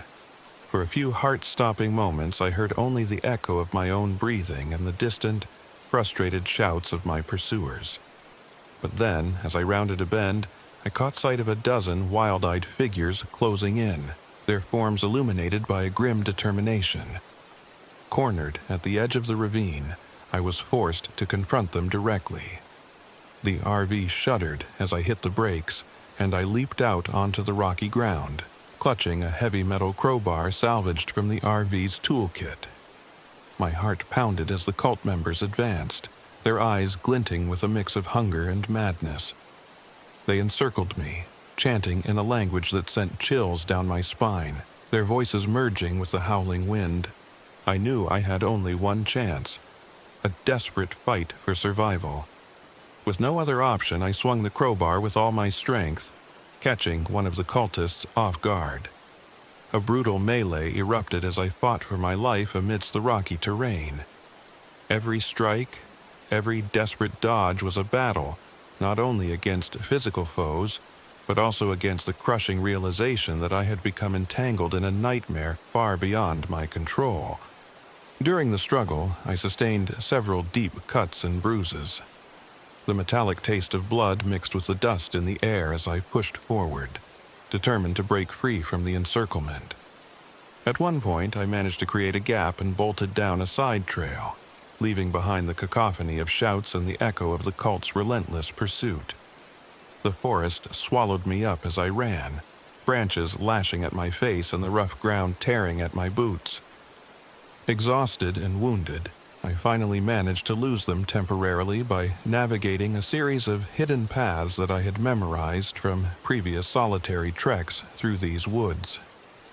I ducked into a narrow ravine where thick underbrush concealed me from view. There, I allowed myself a brief moment to catch my breath, my heart still hammering in my chest as I listened to the fading sounds of the cult's pursuit in the distance. In that quiet hidden spot, I made a crucial decision. I would not allow this nightmare to continue unchecked. With trembling hands, I gathered my remaining supplies and patched up the RV as best as I could with makeshift repairs. I knew that the engine might fail at any moment, and the radio was still acting up, but it was my only chance to escape the clutches of those who sought to do me harm. As I started the engine again, a mixture of relief and sorrow washed over me. I had escaped their immediate grasp, but the ordeal had left scars that went beyond the physical. I drove on with a cautious determination, every mile taking me further from the terror of that forest, yet etching the memory of that brutal encounter into my soul. After what felt like endless hours of driving, I eventually reached a small logging community on the outskirts of the forest. The locals, wary but sympathetic, offered me help, first aid for my wounds, and a temporary place to rest. In the quiet of a modest motel room, I sat with a heavy heart and a mind swirling with memories of that fateful night. I knew that my journey through the Klamath National Forest had changed me forever. In the days that followed, I sought answers. I combed through local records, spoke to residents, and pieced together fragments of a dark history. A history that hinted at the presence of a cannibal cult operating in the deep recesses of the forest for decades. Some dismissed the accounts as superstitious folklore, but the terror I experienced and the evidence I'd found painted a far more sinister picture. The forest, with all its breathtaking beauty, harbored secrets that were as old as time itself. Secrets that thrived in the isolation and darkness away from civilization. Sitting in a small cafe in the town, I began to understand that the wilderness was not just a place of natural splendor, but also a crucible where the worst aspects of humanity could be magnified. The isolation I had once craved for healing had instead become a battleground. A place where my inner demons and external horrors merged into a relentless struggle for survival. Every night since then, I still find myself looking over my shoulder, haunted by the memory of those wild eyes and the sound of guttural chants echoing through the trees. I have learned that in the heart of nature, survival depends on more than just physical strength. It requires the courage to confront the darkness, both the human depravity that lurks beneath the surface and the ancient, mysterious forces that govern the wild. Now, as I write these words, my hands still bear the scars of that night. I am a changed man, a solitary wanderer who has come to appreciate the delicate balance between beauty and terror. I know that I cannot unsee the horrors I witnessed, nor can I forget the feeling of being hunted in the depths of an ancient forest. But I also know that my journey through the Klamath National Forest has taught me a profound lesson about resilience, the strength of the human spirit, and the power of nature to both heal and destroy. The memory of that night is a constant reminder that isolation, while offering solace, can also expose us to the darker corners of the world and of ourselves. I have learned that some secrets are meant to be uncovered at great personal cost, and that sometimes the price of solitude is the harsh confrontation with the unknown. As I move forward in life, I do so with a renewed sense of caution and an understanding that the wilderness is never truly silent. It speaks in whispers and echoes, in the rustling of leaves and the distant calls of unseen creatures.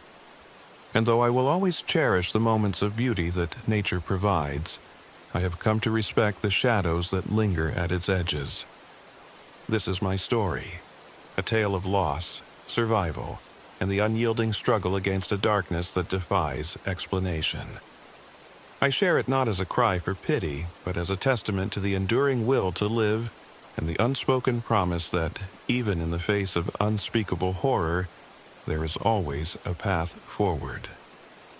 For in the depths of the Klamath National Forest, where human cruelty meets the wild's ancient spirit, I discovered that even when all seems lost, hope can still be found in the quiet moments after the storm.